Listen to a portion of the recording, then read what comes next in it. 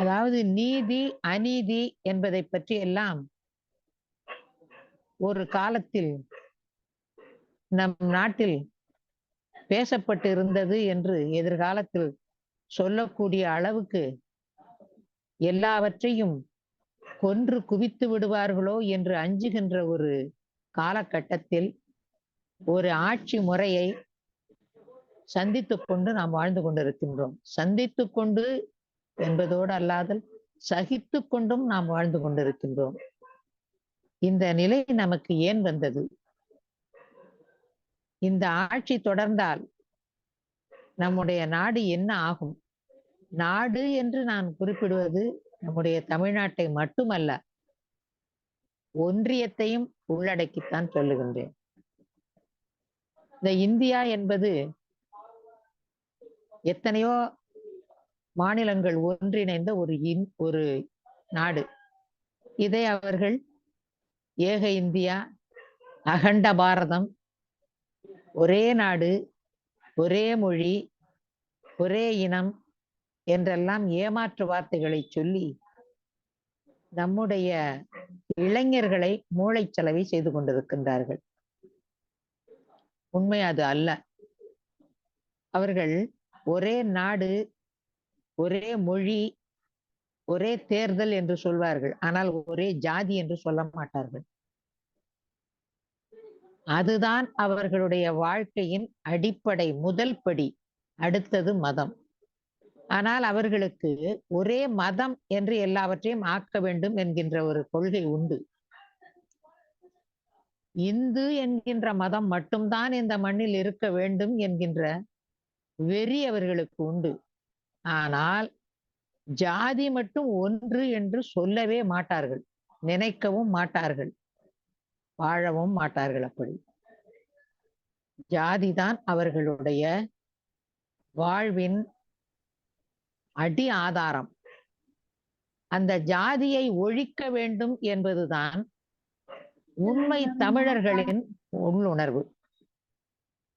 ஜாதியை ஒழித்து விட்டால் நாடு நலம் பெற்றுவிடும்.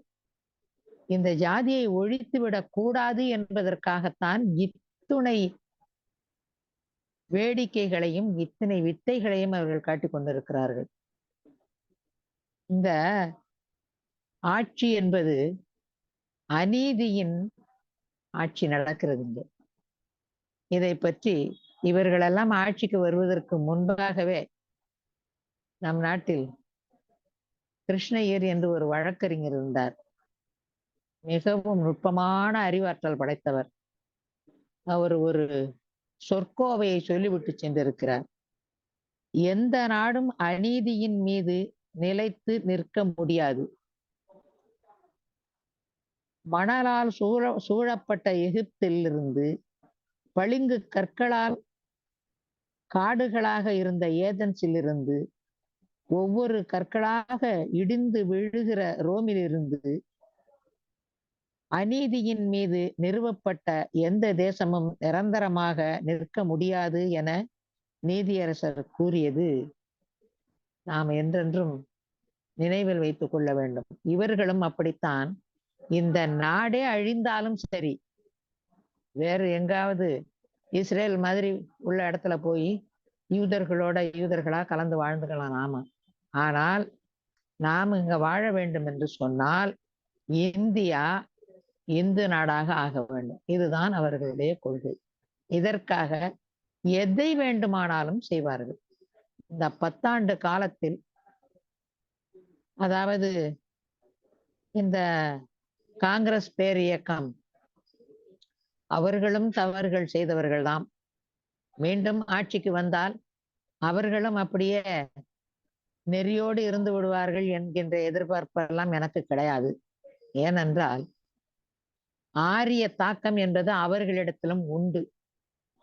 அவர்களும் அந்த ஆரிய தாக்கத்தின் அடிப்படையில் ஆட்சியை கொண்டு சென்றவர்கள் தான். இருப்பினும் அக்கறைக்கு இக்கரை பச்சை என்கின்ற நிலை நம்முடையது. இவர்கள் இன்றைக்கு இந்த 10 ஆண்டு காலத்தில நாட்டை எந்த அளவுக்கு சூறையாட முடியுமோ அந்த அளவுக்கு சூறையாடி விட்டார்கள். ஆனால் அவர்கள் ஏறத்தாழ 60 ஆண்டு காலம் ஆண்டாலும் கூட ஏதோ கொஞ்சம் சேர்த்து வைத்து விட்டு சென்றார்கள்.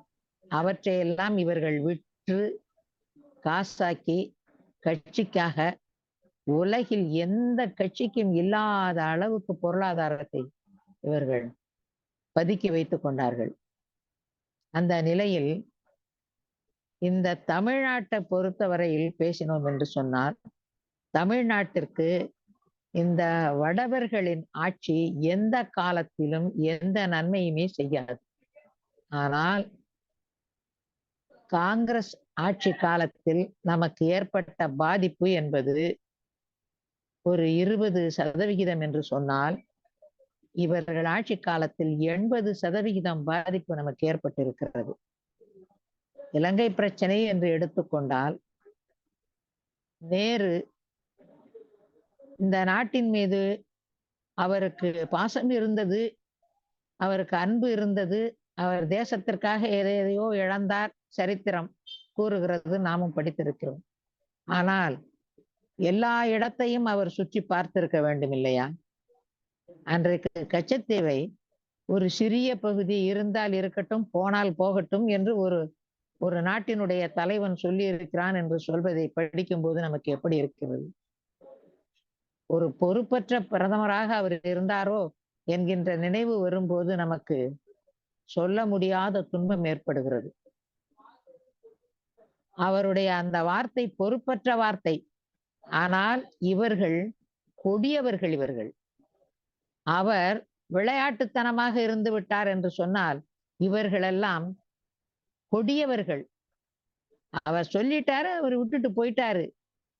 நீ இந்த 10 ஆண்டு காலத்துல எத்தனை படகுகளை அவன் அழித்திருக்கிறான், எத்தனை கோடானு கோடி பொருட்களை அவன் சேதப்படுத்தியிருக்கிறான், எத்தனை மீனவர்களுடைய குடும்பங்கள் சோற்றுக்கில்லாமல் தத்தளித்து கிடக்கிறது இவன் ஆட்சி காலத்தில் நடந்தது. ஒரு நாள் அதை பற்றி நீ நினைத்திருப்பாயா, பேசியிருப்பாயா? இப்போது அதையெல்லாம் என்னவோ தேடி எடுத்து இந்த தேர்தல் நேரத்துல தமிழ்நாட்டுல எதை சொன்னால் இங்கே உள்ள இந்த திராவிட கட்சிகள் மீது இந்த தமிழர்களுக்கு கோபம் வரும் என்று தானாக ஒரு கற்பனையை உருவாக்கி கொண்டு இந்த விஷயத்தை பேசுறேன். இங்கே இருக்கின்ற தமிழர்கள் என்று சொல்லிக் கொள்ளுகின்ற தமிழ் பற்றாளர்கள் என்று சொல்லிக் கொள்பவர்களும் இந்த திராவிட கட்சிகளை அழித்து விட்டால் நாடு உருப்பட்டு விடும் என்று சொல்கிறார்கள். இப்படித்தான் விடுதலை புலி பிரபாகரனை அழித்து விட்டால் இலங்கை தமிழர்களுக்கு விமோசனம் என்று சொன்னார்கள். பிரபாகரனை அழித்தார்கள், அங்கு உள்ள தமிழர்கள் எல்லாம் சின்ன பின்னமாகி விட்டார்கள். அதை போல இங்கே உள்ள இந்த திராவிட கட்சிகளை துடைத்து எறிந்து விட்டால் இந்த நாடு அன்றைக்கு இலங்கை தமிழர்களுக்கு என்ன நிலையோ அதே நிலை இங்கே தமிழகத்திற்கு ஏற்படும். இதை இங்கே உள்ள தமிழன் என்று சொல்லிக் கொள்ளுகிறவனுக்கு சிந்திக்க தெரியவில்லை. அவன் மூளை களிமண்ணால் மூடப்பட்டிருக்கிறது. வருத்தமாக இருக்கிறது. திராவிடம் என்பது ஒரு கருத்தியல். அது பாதி பேருக்கு பிடிக்கலாம், பிடிக்காமல் போகலாம், அதை பற்றி இல்லை. ஆனால் இந்த திராவிட கட்சிகள் என்பது தமிழகத்திற்கு அரணாக இருந்து கொண்டிருக்கிறது. இப்போது இந்த திராவிட கட்சிகள் தமிழகத்தில் இல்லை என்று சொன்னால் தமிழ்நாட்டை எப்போதோ விழுங்கி இருப்பான் வடவன். இதை புரிந்து கொள்ளுகின்ற ஆற்றலும் படிப்பும் இங்கே தமிழர்களுக்கு, குறிப்பாக தமிழ் இளைஞர்களுக்கு இல்லையே என்பது வருத்தமாக இருக்கிறது. தனிப்பட்ட முறையில் எந்த கட்சியாலும் எந்த ஒரு மனிதனுக்கும் ஆதாயம் என்பது இருக்காது. ஆனால் ஒரு இனம், ஒரு நாடு, ஒரு மொழி, அதாவது இறைவனுக்கு 1000 கண்கள் இருக்கிறது, ஒரே நேரத்தில் எல்லாவற்றையும் அவர் பார்ப்பார் என்று நாம் நம்பி அவரிடம் எல்லா குறைகளையும் சொல்லுகின்றோம். அவர் எல்லா ஆற்றலுக்கும் மேம்பட்டவர், அவருக்கு அது இருக்கிறது நிச்சயம். ஆனால் ஆட்சியாளர்கள் எல்லோருக்கும் அப்படி இருக்க முடியாது. எல்லாருக்கும் எல்லா ஆற்றலும் இருக்க முடியாது. ஆனால் இப்போது இருப்பவர்களில் இது பரவாயில்லை என்கின்ற அளவுக்கு தான் ஒவ்வொரு முறையும் ஆட்சியாளர்கள் ஆட்சி கட்டிலில் அமர்கிறார்கள். ஏதோ இவராவது இதையாவது செய்கிறாரா என்ற எதிர்பார்ப்பில் தான் மக்களின் வாழ்க்கை இருக்கிறது. அது டெல்லியா இருந்தாலும் சரி, தமிழ்நாடா இருந்தாலும் சரி, எல்லாரும் கொடுத்த வாக்குறுதியை முழுமையாக நிறைவேற்றி முழுமையாக அந்த மக்களுக்கு எல்லாம் செய்வது கிடையாது. இங்கே தமிழ் பற்றாளர்கள் திராவிட கட்சிகளை ஒழித்து கட்ட வேண்டும் என்று கங்கணம் கட்டி கொண்டு வேலை செய்கிறார்கள். அதை ஒழித்து விட்ட பிறகுதான் இழப்புகள் தெரியும். ஆனால் அப்படி ஒன்று நடந்துவிடக் கூடாது என்பது நாட்டினுடைய பிறப்பு, வளர்ப்பு, முடிவு என்பதை நுட்பமாக ஆராய்ந்து பார்ப்பவர்களுக்கு உணரத் தெரியும். இன்றைக்கு இந்திய அரசாங்கம் என்று சொன்னால் மோடிதான் என்கின்ற அளவிற்கு இங்கே பரப்புரை பரப்பப்படுகிறது. இப்போது வெளிநாட்டான் தேர்தலை நியாயமாக நடத்து என்று சொல்லுகின்ற அளவிற்கு இவருடைய லட்சணம் இருக்கிறது. இந்த நாட்டுக்கு இது அவமானம் இல்லையா? ஒரு ஜெர்மன் சொல்லுகிறான், சர்வாதிகாரி நாடு அது. அந்த சர்வாதிகாரி ஆண்ட நாட்டிலிருந்து வருகின்ற குரல், ஜனநாயகத்தை ஒழுங்காக நடத்துங்கள் என்று. வெட்கமாக இல்லையா? அமெரிக்கா நட்பு நாடு இவருக்கு, முதலாளித்துவ நாடு. அந்த முதலாளித்துவ நாட்டிலிருந்து குரல் வருகிறது, ஜனநாயகத்தை காப்பாற்றுங்கள், தேர்தலை நேர்மையாக நடத்துங்கள். அவமானமாக இல்லையா? அவமானமாக இருக்கிறதே. இப்படிப்பட்ட ஒரு ஆட்சியாளன் நமக்கு தேவையா? இப்படிப்பட்ட ஒரு ஆட்சி நமக்கு தேவையா? ஒரு சினிமா நடிகைகள் எல்லாம் அந்த கட்சியில இருக்காங்க. அதுல ஒரு அம்மா பேசுது நேத்து, ஊழல்ங்கிறது காங்கிரஸுக்கும் திமுகவுக்கும் மட்டுமே சொந்தமானது, பிஜேபியில யாருமே ஊழல் பண்ணது கிடையாது இதுவரையிலும். பிஜேபி காரங்கன்னு சொன்னாக்க அவங்களுக்கும் ஊழலுக்கும் எந்த சம்பந்தமுமே இருக்காது அப்படின்னு. அதாவது ஊழல் பிஜேபி ஆட்சியில இருக்கிறவர்கள் மட்டுமல்ல, பிஜேபிங்கிற கட்சியில உள்ள எல்லாருமே ஊழல்வாதி. இங்க ஒருத்தர் இருக்காரு, இப்ப வந்திருக்காரு 2-3 வருஷமா, பெரிய அரசியல் மாமேத, 20,000 புத்தகங்களை படிச்சேங்கிறாரு. என்ன 20,000 புத்தகங்களை? அவருக்கு வயசு என்ன? எப்படி 20,000 புத்தகங்களை படிச்சாரு? என்ன பண்ணாரு, ஏது பண்ணாருன்னு தெரியல. சரி, ஏதோ படிச்சிருக்காரு. நாமளும் ஒரு 4-5,000 புத்தகங்களை படிச்சிருக்கோம். இன்னும் படிக்க முடியாம வேற கிடக்குது. வயசு 80 ஆயிடுச்சு. இந்த 5,000 புத்தகமே முழுசா படிச்சு முடிக்க முடியல. இவர் 20,000 புத்தகம் படிச்சிருக்காரு. சரி, பெரிய படிப்பாளி. ஆனால் வாய் திறந்தா பொய் தான் பேசுறாரு. பொய்யான தகவல்கள், இலங்கையை பற்றிய உரிமை தகவல்களை ஒரு தனிப்பட்ட மனிதன் கேட்கிறான் அப்படின்னு அது அந்த அமைப்புல அந்த மாதிரி கொடுக்கறதுக்கு ஒரு சட்டத்துல இடம் இருக்கான்னு தெரியல. கொடுத்துருக்கு. யாரு கொடுத்தா, என்ன ஏது, எந்த ஒரு ஆதாரமும் சரியான முறையில இல்ல. எல்லாமே ஃப்ராடுத்தனம். எதை செய்தாலும் தவறான செயல்முறை, எதை பேசினாலும் பொய் இங்க. அதே மாதிரி இந்த பிஜேபி அப்படின்னு சொன்னால பாலியல் குற்றவாளிகள் முழுக்க முழுக்க நிறைந்த ஒரு இயக்கம். ஊழலே செய்யல அப்படின்னு ஒரு அம்மா இப்ப கொஞ்ச நேரத்துக்கு முன்னால கூட அது டிவியில பார்த்தேன். ஒண்ணு இல்ல, இந்த பாஜகவில ஒரு சிலருடைய பேரை மட்டுமே நான் சொல்லிட்டு என்னுடைய பேச்சை முடிச்சுக்கலாம்னு நினைக்கிறேன். அதாவது கர்நாடகாவில எடியூரப்பான்னு ஒருத்தர் இருந்தாரு. 2,200 கோடி ஊழல் பண்ணியிருக்காரு. அவர் வீட்டுல அமலாக்கத்துறை ரெய்டு இல்ல, கைதும் இல்ல. அதே கர்நாடகாவில பொம்மை அமைச்சரவையில இருந்த ஒருத்தர் யோகேஸ்வர்னு ஒருத்தர் பெங்களூர் மெகா சிட்டி ஊழலில் ஈடுபட்டு பல 1000 கோடிகளை சுருட்டி இருக்கார். இவரை கைது செய்யல, ரெய்டும் நடத்தல. அதே போல பல கோடி டெண்டர் ஊழல் வழக்குல வாரி குவித்த நேரு ஒலேக்கர் அப்படிங்கிற ஒருத்தர் கர்நாடகாவை சேர்ந்தவர், அவரையும் கைதும் செய்யல, அங்க ரெய்டும் நடத்தல. அத போல மகாராஷ்டிராவில பாஜக தலைவர் 103 கோடி ஊழல அமலாக்கத்துறை சிபிஐ ரெய்டு நடத்தல, கைது செய்யல. ஏன் செய்யல? நியூமெக்ஸ் நிதி மோசடியில மதுரை பிஜேபி பிரமுகர் வீரசக்தி 5000 கோடி மோசடி, ரெய்டு நடத்தல, கைது செய்யல. 1 கிலோமீட்டர் சாலை அமைக்க 250 கோடி, சுங்கச்சாவடியில 137 கோடி, ஆயுஷ்மான் பாரத் திட்டத்துல 23,000 கோடி. ஊழலுக்கு காரணமான நிதின் கட்கரி தலைமையிலான அமைச்சர்களை, அதிகாரிகளை அமலாக்கத்துறை ரெய்டு செய்யல, கைது செய்யல. ஏன்? இதெல்லாம் இவர்களெல்லாம் பிஜேபி சேர்ந்தவர்கள்.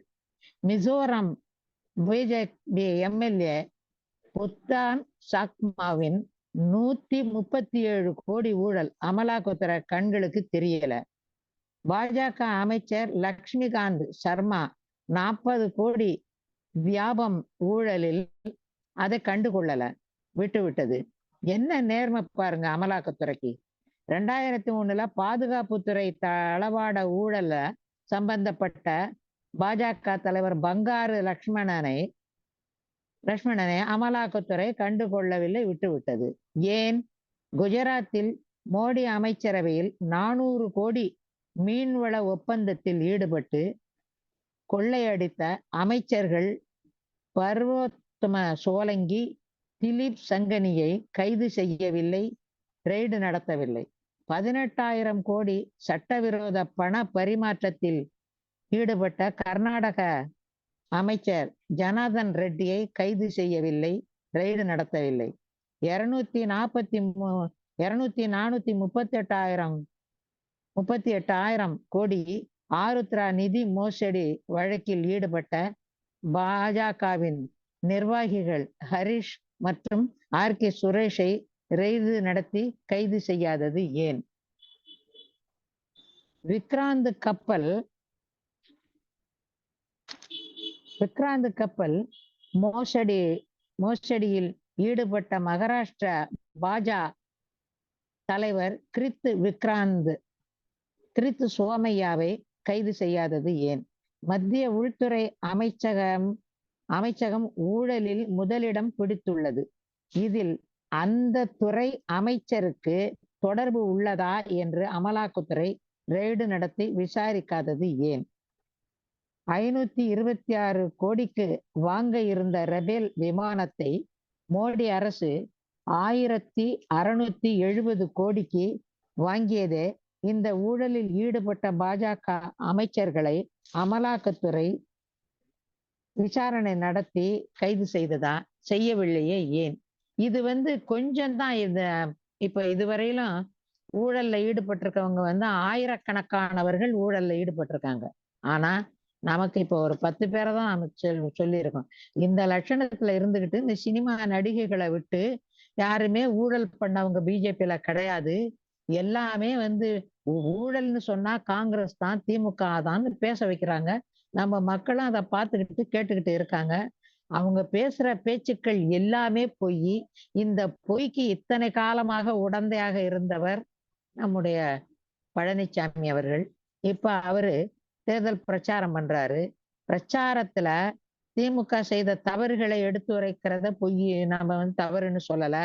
அதே மாதிரி காங்கிரஸ் தவறு செய்திருக்குதா அது எடுத்து சொல்றதுல தவறுன்னு சொல்றது. ஒரு முதலமைச்சரா 4 வருஷம் இந்த மாநிலத்துல ஆண்டவர் ஒரு பிரச்சாரம் சொற்றரை ஒண்ணு கொடுக்குறாரு. இந்த ஒரு சினிமாவில ஒரு டைலாக் ஒண்ணு வருது, ஓங்கி அடிச்சா என்னமோ 1.5 டன். இது ஒரு முதலமைச்சர் பேசுற ஒரு சொற்றொடர் ஐயா இது. உன் லட்சணமே இப்படி இருந்தா உன் கட்சிக்காரன் என்னையா சொல்லி பிரச்சாரம் பண்ணுவான்? பிரச்சாரம் பண்றதுக்கு ஒரு வார்த்தை இது இப்படியா தேர்ந்தெடுப்ப? ஒரு முதலமைச்சரா இருந்திய ஒரு அழகான சொற்றொடர் உனக்கு கண்டுபிடிக்க முடியுதா? நீ எதையாவது கண்டுபிடிச்சிருக்கியா?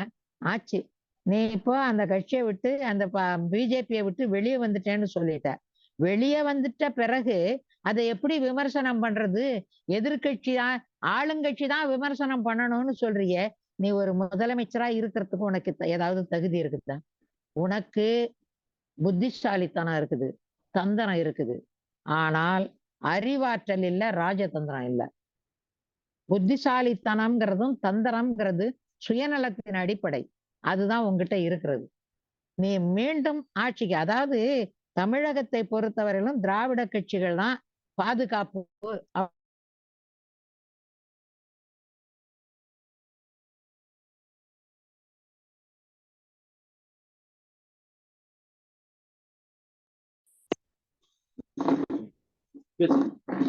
என்னாச்சு?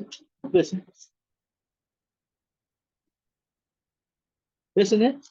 நீங்க பேசுங்க, பேசுங்க. கேக்குது கேக்குது கேக்குது. சரி, தொடர்ந்து பேசுங்க. சரி சரி. அப்படி மியூட் எடுக்காம இருக்கிறீங்க. கேக்குதா? மியூட் எடுக்காம இருக்கிறீங்களா? இல்ல, கேக்குது கேக்குது. நீ பேசுங்க. அடிகளார் மியூட் எடுக்குதா?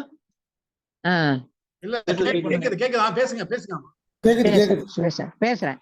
அதாவது இப்ப இந்த கட்சி, இந்த மாநிலத்துக்கு திராவிட கட்சிகள் தான் பாதுகாப்புன்னு ரொம்ப பேர் மனசுல படிஞ்சு கிடக்குது. அத நல்ல ஒரு எதிர்கட்சியோ அல்லது மாற்று கட்சி ஏதாவது உருவாக்கி அதை மாற்றலாமே தவிர, இப்ப இன்றைக்கு மக்களுடைய மனநிலை அதுவாகத்தான் இருக்குது. காங்கிரஸோ அல்லது வேறு இந்த கட்சியெல்லாம் அதெல்லாம் மக்கள் கனவுல கூட நினைக்கவே இல்லை. திமுக அல்லது அதிமுக, இதுதான் இந்த நாட்டு மக்களுடைய மனசுல படிஞ்சு போய் கிடக்குது. இதற்கு ஒரு மாற்று, எப்பவுமே மாற்றம் இருந்தாதான் நல்லாவும் ஒரு வளர்ச்சியும் இருக்கும். அது எதிர்பார்க்கிறதுல தவறு இல்லை. ஆனால் அந்த அளவுக்கு மாற்றத்தை உருவாக்கக்கூடிய அளவுக்கு வளர்ச்சி அடையாம இருக்கிறது வருத்தமா இருக்குது. இந்த நிலையில மீண்டும், அதாவது இன்னைக்கு இந்த அதிமுகவை அழிச்சிடணுங்கிறதுக்காக அது கூட கூட்டு சேர்ந்தது பிஜேபி. இந்த அதிமுகவை அழிச்சுட்டா அதன் பிறகு திமுகவை விரைவாக அழித்து விடலாம். அப்புறம் தோன்றக்கூடிய கட்சி எதுவுமே தமிழ்நாட்டுல கிடையாதுன்னு அவன் முடிவு கட்டி வச்சிருக்கான். நாம என்ன நினைக்கிறோம் அப்படின்னா, அதிமுக அழிந்து விட கூடாதுன்னு நினைக்கிறான், அதிமுக இருக்கணும்னு நினைக்கிறான். ஆட்சிங்கிறது வேற, அரண் என்பது வேறு. இந்த மாநிலத்தினுடைய அரணாக அதிமுக இருக்கணும்னு நான்லாம் விரும்புறேன். ஆனால் பழனிசாமி அருகதை உள்ள ஒரு மனிதனாக இல்லை. ஒரு ஒரு நல்ல ஒரு தலைவனை அந்த அம்மா உருவாக்கி விட்டுட்டு போகலையேன்னு வருத்தமா இருக்குது. பேச்செல்லாம் நீ வெளியே எவ்வளவு குறை, பிஜேபியால எவ்வளவு பாதகம் அந்த நாட்டுக்கு நடந்திருக்கு, உன்னால நடந்திருக்கு, பிஜேபியால நடந்திருக்கு. நீ போட்ட கையெழுத்து, பாமக போட்ட கையெழுத்து இன்னைக்கு வேலை செய்துகிட்டு இருக்குது. நீ நீட்டு தேர்வ அந்த அம்மா மடக்கி வச்சிருந்தாங்கல்ல, கொடுக்க முடியாதுன்னு. உதய் மின் திட்டம் அந்த அம்மா தவிர்த்து வச்சிருந்தாங்கல்ல, கொடுக்க முடியாதுன்னு. எல்லாத்துலயும் நீ கையெழுத்து. உன்னுடைய சுயநலம் அந்த முதலமைச்சர் நாற்காலியை விட்டு எழுந்திரக்கூடாதுங்கிறதுக்காக நீ போட்ட கையெழுத்து இன்னைக்கு இந்த மாநிலத்துக்கு அவ்வளவு பாதிப்பா இருக்குது. இத்தனையும் செய்துட்டு என்ன பேசுவேங்கிறிய? ஏன் பயப்படுற? அப்போ உன் குடுமி அங்க இருக்குது கையில, அதனால நீ பயப்படுற. அதே மாதிரி இந்த பாமகவை பற்றி பேசுறதுன்னா ரொம்ப வேதனையா இருக்கு. மக்கள் டிவின்னு ஒரு டிவி உண்டாக்கி இருக்காரு ஐயா ராமதாஸ், மதிப்புக்குரிய ஐயா ராமதாஸ். தமிழ் தமிழ் தமிழ் தமிழ் தமிழ்ங்கிறாரு. தமிழ்நாட்டுக்குள்ள இந்தியில பிரச்சாரம் பண்ண சொல்றாரு. எவ்வளவு கேவலம், எவ்வளவு கேவலம், எவ்வளவு இழிவு, என்ன ஒரு அவமானம் ஒரு தமிழனுக்கு. இதை விட ஒரு அவமானம், ஒரு கேவலம், ஒரு இழிவு நீ வடநாட்டுல போய் கேட்டீங்கன்னா பேசு. தமிழ்நாட்டுக்குள்ள இந்தியில பேச சொல்றிய, உனக்கு கொஞ்சமாவது சுயமரியாதை இருக்குதா? கொஞ்சமாவது என்னையா அந்த பதவிக்காக, அந்த நாற்காலிக்காக என்னையா எல்லாத்தையுமையா இழந்துடுவீங்க? வெக்கமா இல்லையா? மானம் போகுதையா உங்களால எல்லாம். தமிழா மானம் கப்பலேறி போகுதையா. இந்திய எவையா வேண்டான்னு சொன்னான்? இந்திய பள்ளிக்கூடத்துல மதிப்பெண்கிற முறையில இந்தி கூடாதுன்னு அறிஞர் அண்ணா சொன்னாரு. 100க்கு 100 உண்மை. நாமும் அதைத்தான் சொல்றோம். அத மதிப்பெண்ணா வச்சுன்னா ஒரு தமிழ் பிள்ளை பாஸ் பண்ண முடியாது. அந்த சூதுவாது தானே வேண்டாங்கிறான். இந்தியா யாரு வேணா படிச்சுக்கோ, எங்க வேணா படிச்சுக்கோ, பாட புத்தகத்துல கொண்டு வராத, மதிப்பெண்ணுக்கு கொண்டு வராத. அது கொண்டு வந்தா போச்சு. அங்க தமிழை கொண்டு போறானா? மதிப்பெண் கூட்டுறதுல அதை கொண்டு போறானா? கொண்டு போவானா? கேட்கறதுக்கு அறிவு இல்லையா? அவன் சொல்லி அவன் 50 வருஷமா பொய் பிரச்சாரம் பண்றான் வடநாட்டுக்காரன். இதே காங்கிரஸ்காரனும் பண்ணான் தான். எது? தமிழ் மக்களை எல்லாம் இந்தி படிக்க விடாம. ஐயா 1.5 கோடி பேர் வந்திருக்கான் ஐயா வடநாட்டுல இருந்து பிழைக்கிறதுக்கு. இந்தியில தான் பேசுறான், இந்தியில தான் படிக்கிறான், இந்தியில தான் எழுதுறான். சோத்துக்கு வழி இல்லைங்க வந்திருக்கான். என்ன ஐயா அப்புறம் இந்திய படிச்சுட்டா அங்க போய் இந்தி படிச்சா மட்டும் டெல்லி தலைமைச் செயலகத்துல தமிழதான் போய் வேலை செய்ய போறான்? உடுவியா நீ? எத்தனை தமிழன் எழுதி போட்டிருப்பான். எல்லாத்தையும் குப்பை தொட்டில போட்டுட்டு ஊப்பிக்காரனை வைக்கிற படிக்காதவன். இந்த ரயில்வேல பூரா இந்திக்காரனை வைக்கிற. எங்க பார்த்தாலும் ரயில் ஆக்சிடென்ட். தெரியாதா சூதுவாது? இப்போ எல்லாம் விழிப்பு ஏற்பட்டிருக்குது, விழிப்புணர்வு. முதலமைச்சருக்கு நாங்க கேட்கிற ஒரே கேள்வி அதுதான். நீ எத்தனையோ இந்த தொழில் இதெல்லாம் வெளிநாட்டுல இருந்து கொண்டு வர்றது, அது இது எல்லாம் முழுக்க முழுக்க தமிழர்களுக்கு வேலை கொடு.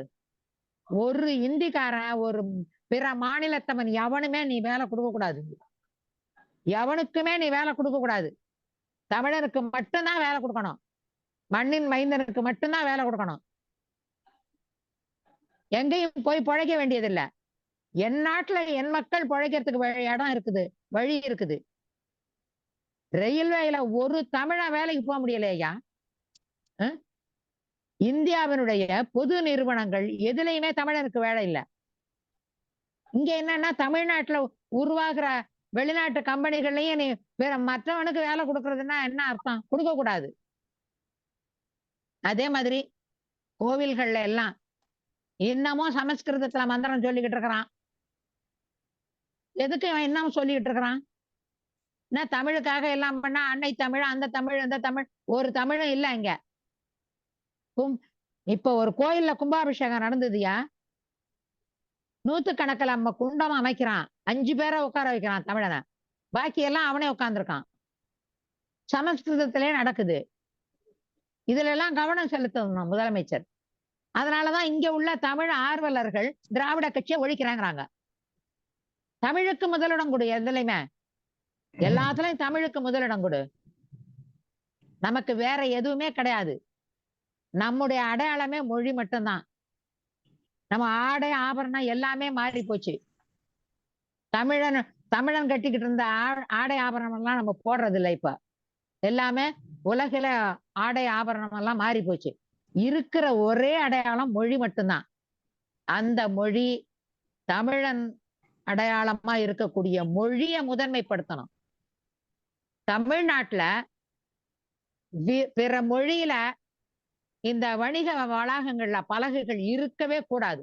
மொத்தமே தமிழையே இருக்கணும். இதெல்லாம் தமிழ்நாடு முதலமைச்சர் இதெல்லாம் பார்க்கணும். ஒரு முறை அவரை நேரம் சந்திச்ச போது நான் சொன்னேன், தமிழ்நாட்டினுடைய வரலாற்றை தமிழ்நாடு அரசாங்கம் எழுதணும்னு சொன்னேன். தமிழர்களுடைய வரலாற்றை தமிழ்நாடு அரசாங்கம் எழுதணும், மோடி எழுதக்கூடாது. நாட்டினுடைய வரலாறு. வேண்டுகோள், கொஞ்சம் முடிக்க பாருங்க. நேரம் கடந்து போகுது. சரி, அதனால முதலமைச்சருக்கு நான் அன்று வைத்த அதே வேண்டுகோள் இப்போதும் இதன் மூலமாகவும் வைக்கிறேன். தமிழுக்கு முதலிடம் கொடுக்கணும், தமிழர்களுக்கு முதல் உரிமை கொடுக்கணும். அப்படி இருந்தால்தான் நாம் யாரையுமே வெல்ல முடியும். இப்ப இந்த தேர்தல்ல நம்முடைய இந்த இந்தியா கூட்டணி தான் வெற்றி அடைய வேண்டும் என்பது என்னுடைய பெரு விருப்பம். நாம் மோடியை அல்ல, மோடியினுடைய ஆணவத்தை, மோடியினுடைய தவறுகளை, மோடி செய்து இந்த நாட்டுக்கு செய்திருக்கிற தீமைகளை எல்லாம் நாம் களைய வேண்டும் என்று சொன்னால் அந்த மோடியினுடைய ஆட்சி மீண்டும் இங்கே வரக்கூடாது. இந்தியா கூட்டணி வரட்டும். வந்த பிறகு அவர்களுடைய செயல்பாடுகளை பார்த்து அவர்களிடம் குறைகள் இருந்தால் திருத்துவோம். நம்முடைய எண்ணம் இதுதான். நன்றி, வணக்கம். நன்றி. ரொம்ப தெளிவாக சொன்னீங்க. ஒரு பாஜக அரசு எந்த அளவுக்கு கலவரத்தை ஒரு ஊழல் மீது நாட்டை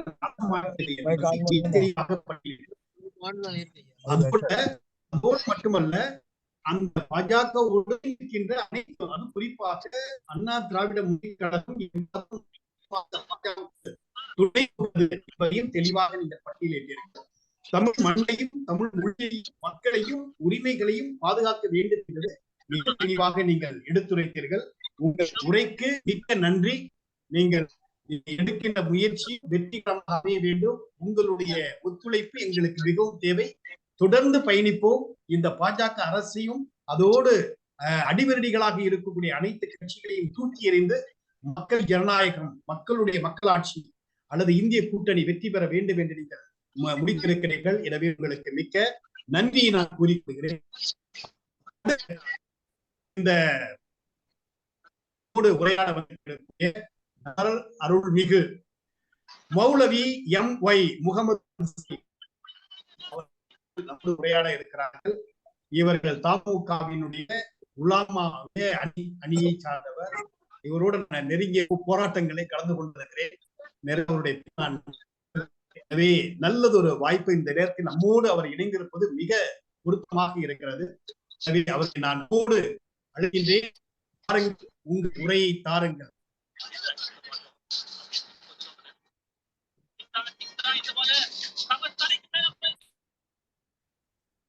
எல்லோருக்கும் எனது அன்பிற்குரிய கேக்குதுங்களா ஐயா? கேக்குதுங்களா? கேக்குதுங்க.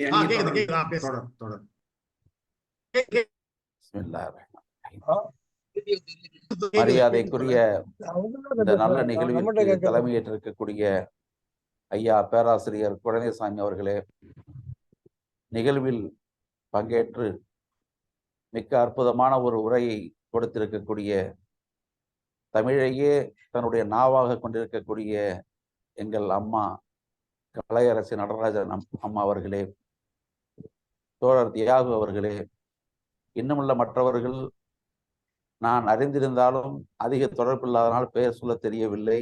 எல்லோரையும் இழித்தவனாக, எல்லோரையும் அழைத்தவனாக என் உரையை தொடங்குகின்றேன். இந்த நாளில் இங்கே கொடுக்கப்பட்டு பேச சொல்லப்பட்ட தலைப்பு இந்த மதவாத அரசியலுக்கு பாஜக பயன்படுத்தக்கூடிய மத கலவரங்கள் என்ற விஷயங்களை இங்கே பேச சொல்லி இருக்கிறீர்கள். கடந்த கால வரலாற்றை, நீண்டகால தொடர் வரலாற்றையும் சேர்த்து பார்க்கும்போது அரசியல் இயக்கங்கள், கட்சிகள் என்பது தம்முடைய இலக்கை அடைவதற்காக ஒரு நோக்கத்தை கொண்டுதான் முன்னெடுத்து செல்லும்.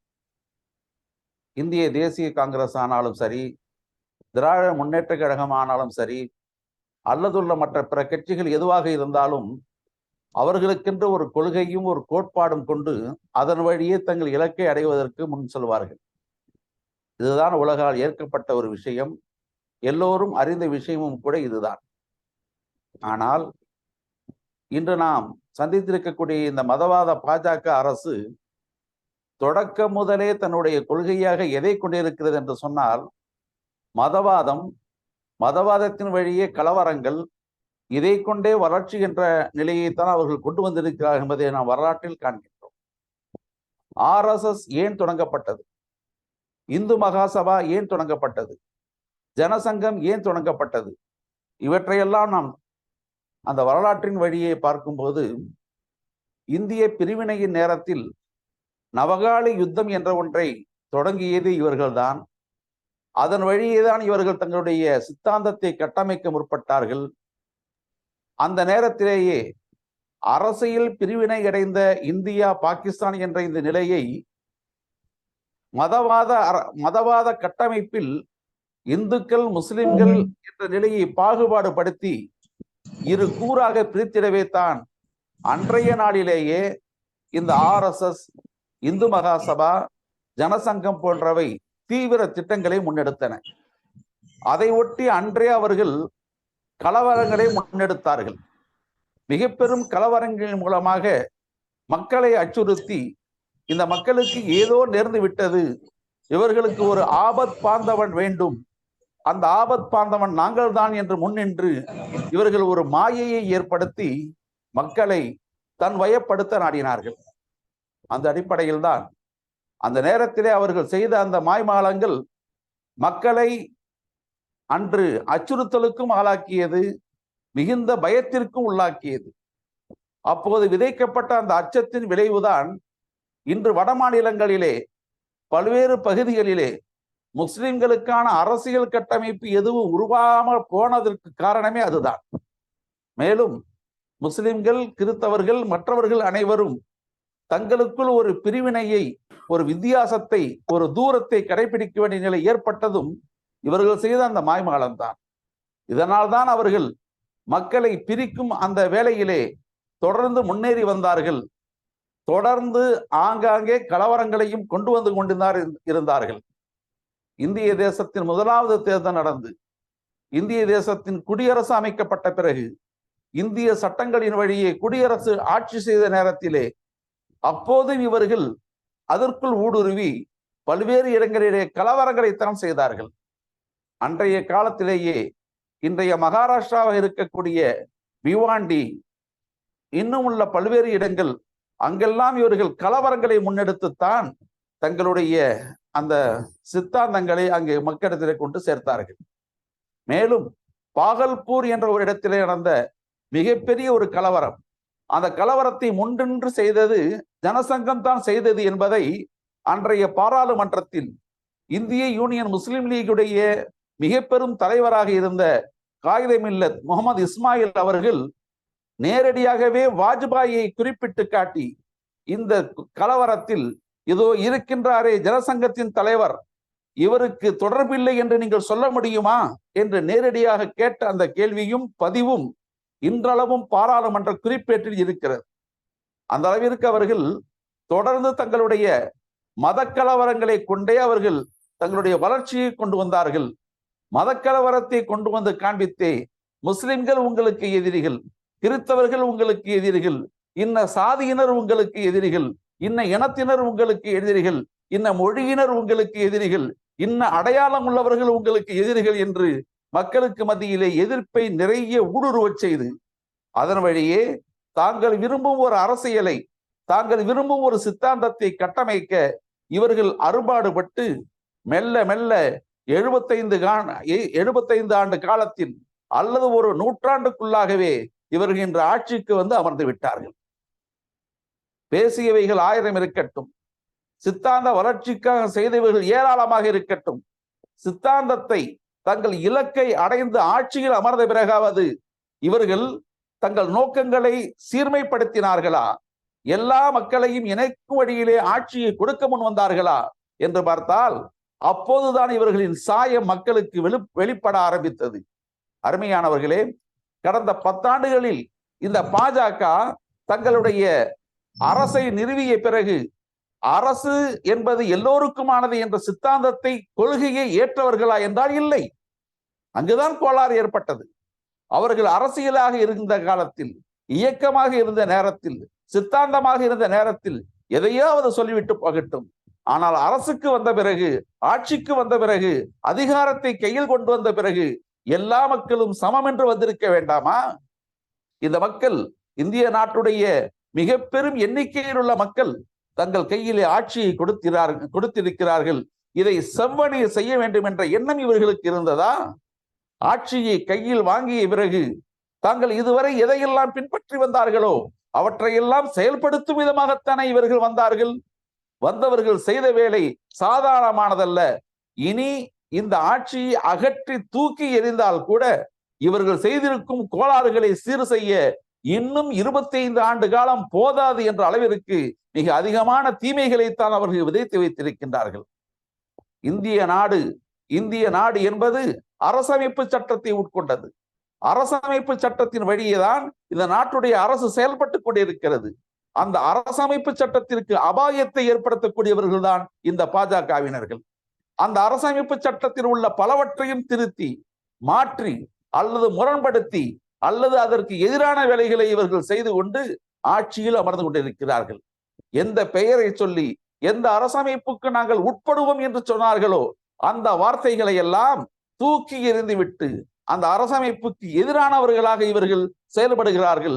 அரசமைப்பின் மீதே வன்முறையை ஏவக்கூடிய ஒரு நிறுவனமாக இந்த பாஜக RSS செயல்படுகிறது என்று சொன்னால் இதைவிட கொடுமை வேறு என்ன இருக்க முடியும்? இவர்கள் ஆட்சிக்கு வந்தார்கள். ஆட்சிக்கு வந்த காலத்தில் இவர்கள் கொண்டு வந்த திட்டங்களிலே ஏதாவது ஒரே ஒரு திட்டம் இந்த உலக மக்கள், இந்த இந்திய மக்களுக்கு அல்லது இந்திய பிராந்தியத்தின் ஏதேனும் ஒரு பகுதி மக்களுக்கு நன்மை தரும் என்று இருக்கிறதா? இவர்கள் கொண்டு வந்த இந்த சட்டத்தால், இவர்கள் கொண்டு வந்த இந்த திட்டத்தால் இந்த மக்கள் எல்லாம் பயன் பெற்றார்கள் என்ற ஏதேனும் ஒன்றே ஒன்று இருக்கிறதா? 10 ஆண்டுகளில் இவர்கள் செய்யாமல் போன இந்த விஷயம் ஏன்? இவர்களுடைய பின்னணியிலே அரசியல் இல்லை, அரசியல் சித்தாந்தம் இல்லை, அரசமைப்பு சட்டத்தின் மீது மாண்பு இல்லை. அதனால் இவர்கள் தங்கள் மூளையில் எது பதிவாகி இருக்கிறதோ அவற்றைத்தான் செய்தார்கள். மாட்டை சார்ந்த விஷயங்கள், மாட்டு அரசியல், மாட்டிற்காக எல்லாமும் என்று இவர்கள் மாறி போனார்கள். மனிதர்களை தூக்கி வெளியே வீசினார்கள், மாடுகளை தூக்கி உள்ளே வைத்துக் கொண்டார்கள். ஊப்பியில் அதுதானே நடக்கிறது. ஊப்பியிலே மனிதனுக்கு ஆம்புலன்ஸ் இல்லை, மாடுகளுக்கு ஆம்புலன்ஸ் இருக்கிறது. மனிதனுக்கு உண்ணுவதற்கான உணவாதாரம் இல்லை, மாடுகளுக்கு எல்லா உணவாதாரங்களும் கொடுக்கப்படுகிறது. மனிதனுக்கு சுகாதாரம் இல்லை, ஆனால் மாடுகளுக்கான சுகாதாரத்திற்கு முன்னுரிமை அளிக்கப்படுகிறது. மனிதர்களுக்கு போர்த்திக் கொள்வதற்கு ஒரு போர்வை கூட இல்லை, ஆனால் மாடுகளுக்கு கவச உடை அணிவிக்கப்படுகிறது. என்னவெல்லாம் கொடுமை இது! அது மட்டுமல்ல, மாடுகளையே தங்களுடைய சித்தாந்தத்திற்கு உட்படுத்தி வைத்து அதற்கு எதிராக யாரெல்லாம் செயல்படுகின்றார்களோ அவர்கள் அனைவரையும் அடித்தொழிக்கும் வேலைகளில் ஈடுபட்டார்களே, என்ன கொடுமை இது! மாட்டு இறைச்சி உண்ணுதல் என்பது இந்திய கலாச்சாரத்தின் ஒரு அம்சம். அதிகமான மக்களுடைய செயல்பாட்டிலே அதுதான் இருக்கிறது. உணவு பட்டியலில் உள்ள ஒன்று. இந்தியாவின் எல்லா மாநிலங்களிலும் எல்லா பகுதிகளிலும் இந்த உணவு எல்லாராலும் உண்ணப்படக்கூடிய ஒரு உரிமை. ஒரே ஒரு சமூகம், அம்மா கலையரசி அம்மா அவர்கள் குறிப்பிட்டது போல, அந்த ஒற்றை சமூகம் அவர்கள்தான் உண்ண மாட்டேன் என்று ஒதுங்கிக் கொண்டவர்கள். ஆனால் வரலாற்றிலே அவர்களும் உண்டவர்களாகத்தான் காணப்படுகிறது. மத குறிப்புகளிலே அவர்களுடைய கடவுள்கள் எல்லாம் உண்டாக என்றதால் காணப்படுகிறது. அப்படி இருந்தும் கூட அவர்கள் அதிலிருந்து விலகிச் சென்று மாட்டுக்கறி உண்டான் என்பதற்காக அஹ்லாக் என்ற ஒருவரை அடித்து கொண்டார்களே, நியாயமா? எதற்காக செய்தார்கள்? என்ன குற்றம் செய்தான் அந்த அஹ்லாக்? மாட்டு இறைச்சி உண்டான் என்ற ஒரே காரணத்திற்காக இவர்கள் குறிவைத்து அடித்து அவனை கொலை செய்தார்கள் என்று சொன்னால் இவர்கள் சித்தாந்தம் என்ன, இவர்களின் நோக்கம் என்ன, இவர்கள் ஆட்சிக்கு வந்து அதிகாரத்தை கைப்பற்றி என்ன செய்ய போகிறார்கள் என்பதெல்லாம் தெளிவாகிறது அல்லவா? அதே போன்று ஜுனைத் என்ற ஒரு சிறுவன் திருக்குர்ஆனை மனனம் செய்தவன். இதே போன்ற ரமதானுடைய மாதம், அந்த மாதத்தின் இறுதியிலே பெருநாளை கொண்டாடுவதற்காக தனக்கான உடைமைகளை, துணிமணிகளை வாங்குவதற்காக ரயிலிலே அவன் பயணிக்கின்றான். அந்த ரயில் பெட்டியிலேயே வைத்து அவன் முஸ்லிம் என்ற ஒரே காரணத்திற்காக அடித்து துவைத்து அவனை அங்கேயே கொலை செய்த இந்த கொடூரர்கள் ஆட்சியில் இருந்து கொண்டு இருக்கிறார்கள் என்று சொன்னால் இவர்களின் அரசு யாருக்கானது? யாரை இவர்கள் முன்னெடுக்கப் போகின்றார்கள்? யாரை இவர்கள் காப்பாற்றப் போகின்றார்கள்? மனித உயிர்களிலே எந்த உயிரையும் மதிக்காத இவர்களுக்கு ஆட்சி ஒரு கேடா? அது மட்டுமல்ல, இந்தியாவின் எல்லா இடங்களிலும் இவர்கள் கொண்டு வந்த திட்டங்களால் எவ்வளவு கலவரம், எவ்வளவு பீதி, எவ்வளவு குழப்பம். விவசாய சட்டம் என்று கொண்டு வந்தார்கள். டெல்லியிலும் பஞ்சாபிலும் விவசாயிகள் எண்ணற்ற பல நாட்களாக, வருடங்களாக போராடி கொண்டிருந்தார்களே, தீர்வு ஏதும் கொடுத்தார்களா? அதற்கான சட்ட திருத்தங்களை வாபஸ் வாங்கினார்களா? மக்களுக்கு பிரச்சனை இருக்கிறதா, இதை நாங்கள் சீர் செய்கிறோம் என்று செய்தார்களா?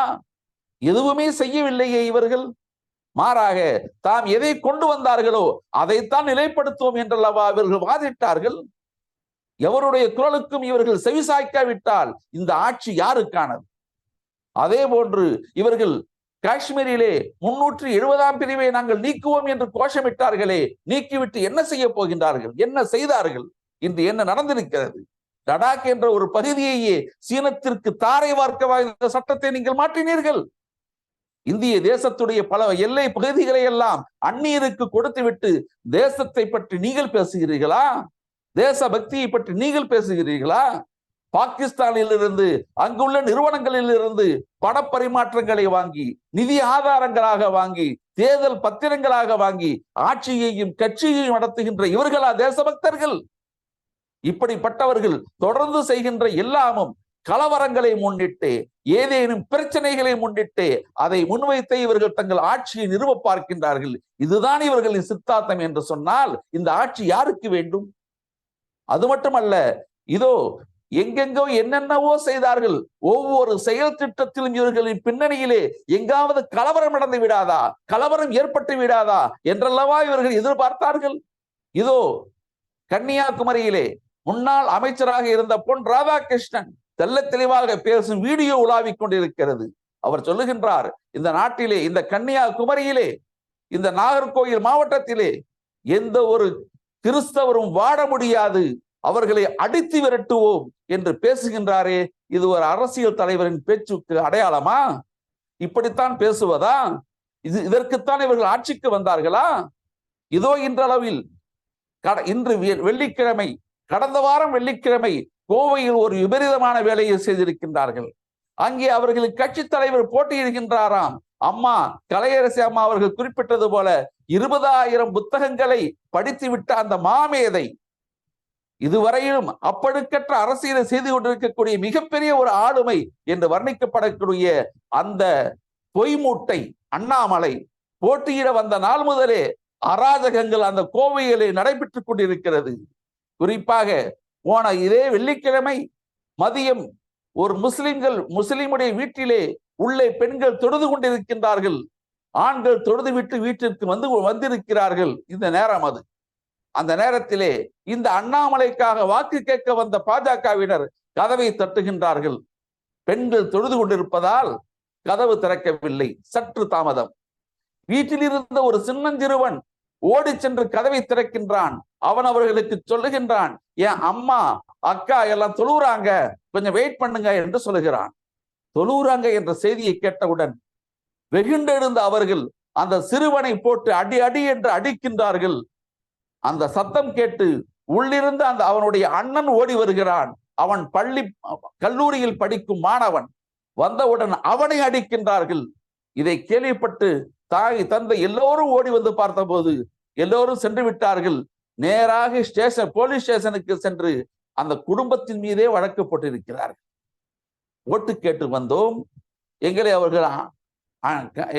அவர்கள் எதிர்த்தார்கள், திட்டினார்கள் என்று பொய் வழக்கு போட்டு அந்த குடும்பத்தையே கொண்டு போய் இன்று நீதிமன்றத்தில் நிறுத்தி இருக்கிறார்கள் என்று சொன்னால் என்ன நடக்கிறது? இவர்கள் பாஜகவும் RSSும் தங்களுடைய வளர்ச்சி என்று எதையெல்லாம் கொண்டு வந்தார்களோ இவர்கள் பெற்றிருக்கும்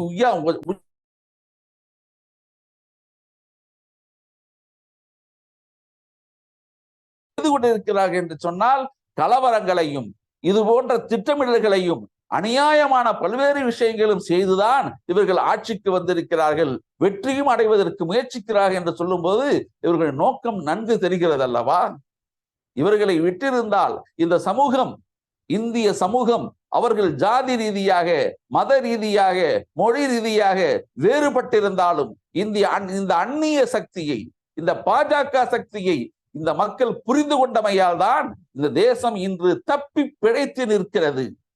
10 ஆண்டு காலம் இவர்கள் ஆட்சியில் இருந்த போதும் கூட அந்த ஆட்சி அதிகாரத்தின் மூலமாக இவர்கள் இந்த மக்களை கொன்றொழிக்க முடியாமல், இந்த மக்களை சிதைத்து வைக்க முடியாமல், பிரிவினைக்கு உட்படுத்த முடியாமல், அவர்களை தகர்த்தெறிய முடியாமல் இந்திய தேசம் இன்றும் ஒன்றுபட்டிருக்கிறது என்று சொன்னால் மக்களின் மனம், மக்களின் ஒன்றுபட்ட சிந்தனை, இதனால் சாதித்திருக்கிறோம். இந்த மதவாதிகளை தூரப்படுத்தி இருக்கிறோம், அந்நியப்படுத்தி இருக்கிறோம். இவர்கள் யார் என்று இன்று இந்திய தேசம் முழுமையும் தெரிந்து கொண்டிருக்கிறது. வட மாநிலங்களிலே இவர்கள் விரட்டி அடிக்கப்படுகின்றார்கள். எல்லா இடங்களிலும் இவர்கள் தோல்வி முகம் கண்டிருக்கின்றார்கள். இன்று நீதிமன்றங்களிலே இவர்களுடைய ஊழல்கள், இவர்களுடைய அனைத்து தவறுகளையும் கொண்டு வந்து வைக்கப்பட்டிருக்கிறது. இடி போன்ற பல்வேறு அமைப்புகள், நீதித்துறை, இன்னும் பல்வேறு துறைகளை இவர்கள் கையில் எடுத்துக்கொண்டு செய்தவைகள் எல்லாம் இன்று விசாரணைக்கு உட்படுத்தப்பட்டுக் கொண்டிருக்கிறது. இப்படிப்பட்ட நிலையிலே எங்கும் தோல்வி, எதிலும் தோல்வி என்ற நிலைக்கு வந்திருக்கக்கூடிய இந்த பாஜக முழுமையாக அகற்றப்பட வேண்டும். இவர்கள் ஆட்சியிலிருந்து மட்டுமல்ல, இனி இந்திய அரசியலுக்கு இவர்கள் தேவையில்லை என்ற நிலையை ஏற்படுத்தி மக்கள் ஒன்றுபட்டு இவர்களை விரட்டி அடிக்க வேண்டும். அதற்குத்தான் இதோ நம் முன் மலர்ந்திருக்கிறது இந்தியா கூட்டணி என்ற ஒரு ஏற்பாடு நடந்திருக்கிறது. இந்த கூட்டமைப்பை நாம் வலுப்படுத்த வேண்டும். குறிப்பாக தமிழகத்தில் இதோ நம்முடைய அம்மா கலையரசி அவர்கள் சொன்னது போல இந்த திராவிடத்தை ஒழித்துவிட வேண்டும் என்று கங்கணம் கட்டியிருக்கக்கூடிய ஒரு கூட்டம். இவர்கள் அறிந்து செய்கிறார்களா, அறியாமல் செய்கிறார்கள் என்று தெரியவில்லை. திராவிடத்துடைய மிகப்பெரிய வெற்றிதான் தமிழகம் இன்று அமைதி பூங்காவாக, மிக வளர்ந்த மாநிலமாக, எல்லாவற்றிலும் மேம்பட்ட மாநிலமாக இருப்பதற்கு காரணம் இந்த திராவிட கொள்கைதான். இவர்களுடைய மற்ற கொள்கைகள் எப்படி இருக்கிறது, அதனுடைய தோல்வி என்ன என்பதை வட மாநிலங்கள் பலவற்றில் காண முடியும். அப்படிப்பட்ட ஒரு நிலையிலே வளர்ந்திருக்கக்கூடிய, வெற்றி அடைந்திருக்கக்கூடிய இதே திராவிட சூழலை மீண்டும் நாம் வலுப்படுத்த வேண்டும் என்பதற்காக இங்கே திராவிட முன்னேற்ற கழகத்தின் தலைமையில் அமைந்திருக்கக்கூடிய கூட்டணியை நாம் வலுப்படுத்துவோம். அந்த கூட்டணியை புதுச்சேரி உள்ளிட்ட 40 இடங்களிலும் அனைவரையும் வெற்றி பெற செய்வோம். இதுதான் நம்முடைய நோக்கமும் நம்முடைய முழக்கமும். இதுதான் எதிர்த்து நிற்கக்கூடிய அனைவரையும் தோற்கடிப்போம். எவரும் இதற்கு விதிவிலக்கல்ல. எல்லோரையும் இந்த திராவிட முன்னேற்ற கழகத்துடைய தலைமையில் அமைந்த கூட்டணிக்கு எதிராக இருக்கக்கூடிய அனைவரையும் தோற்கடித்து ஒன்றுபட்ட இந்தியாவை, வலிமை மிக்க இந்தியாவை, நம்முடைய அரசியல் அமைப்பு சட்டத்திற்கு உட்பட்ட இந்தியாவை நாம் மீண்டும் கொண்டு வருவோம். பாசிச சக்திகளை வேறறுத்து அவர்களை ஒதுக்குவோம் என்ற என்னுடைய முழுமையான வார்த்தைகளை இங்கே பதிவிட்டு உங்கள் அனைவருக்கும் இந்த வார்த்தைகளை கூறிக்கொண்டு எனது நிறைவுக்கு நான் வருகின்றேன். அதற்கும் ஒரு திருத்தம். என்னை அறிமுகப்படுத்தும் போது தமுமுகவுடைய மாநில உலமா அணி செயலாளர் என்று சொல்லப்பட்டது. அது சில வருடங்களுக்கு முன்பு இருந்த ஒரு நிலை. இப்பொழுது நான் எந்த அரசியல் கட்சியிலும் இல்லை.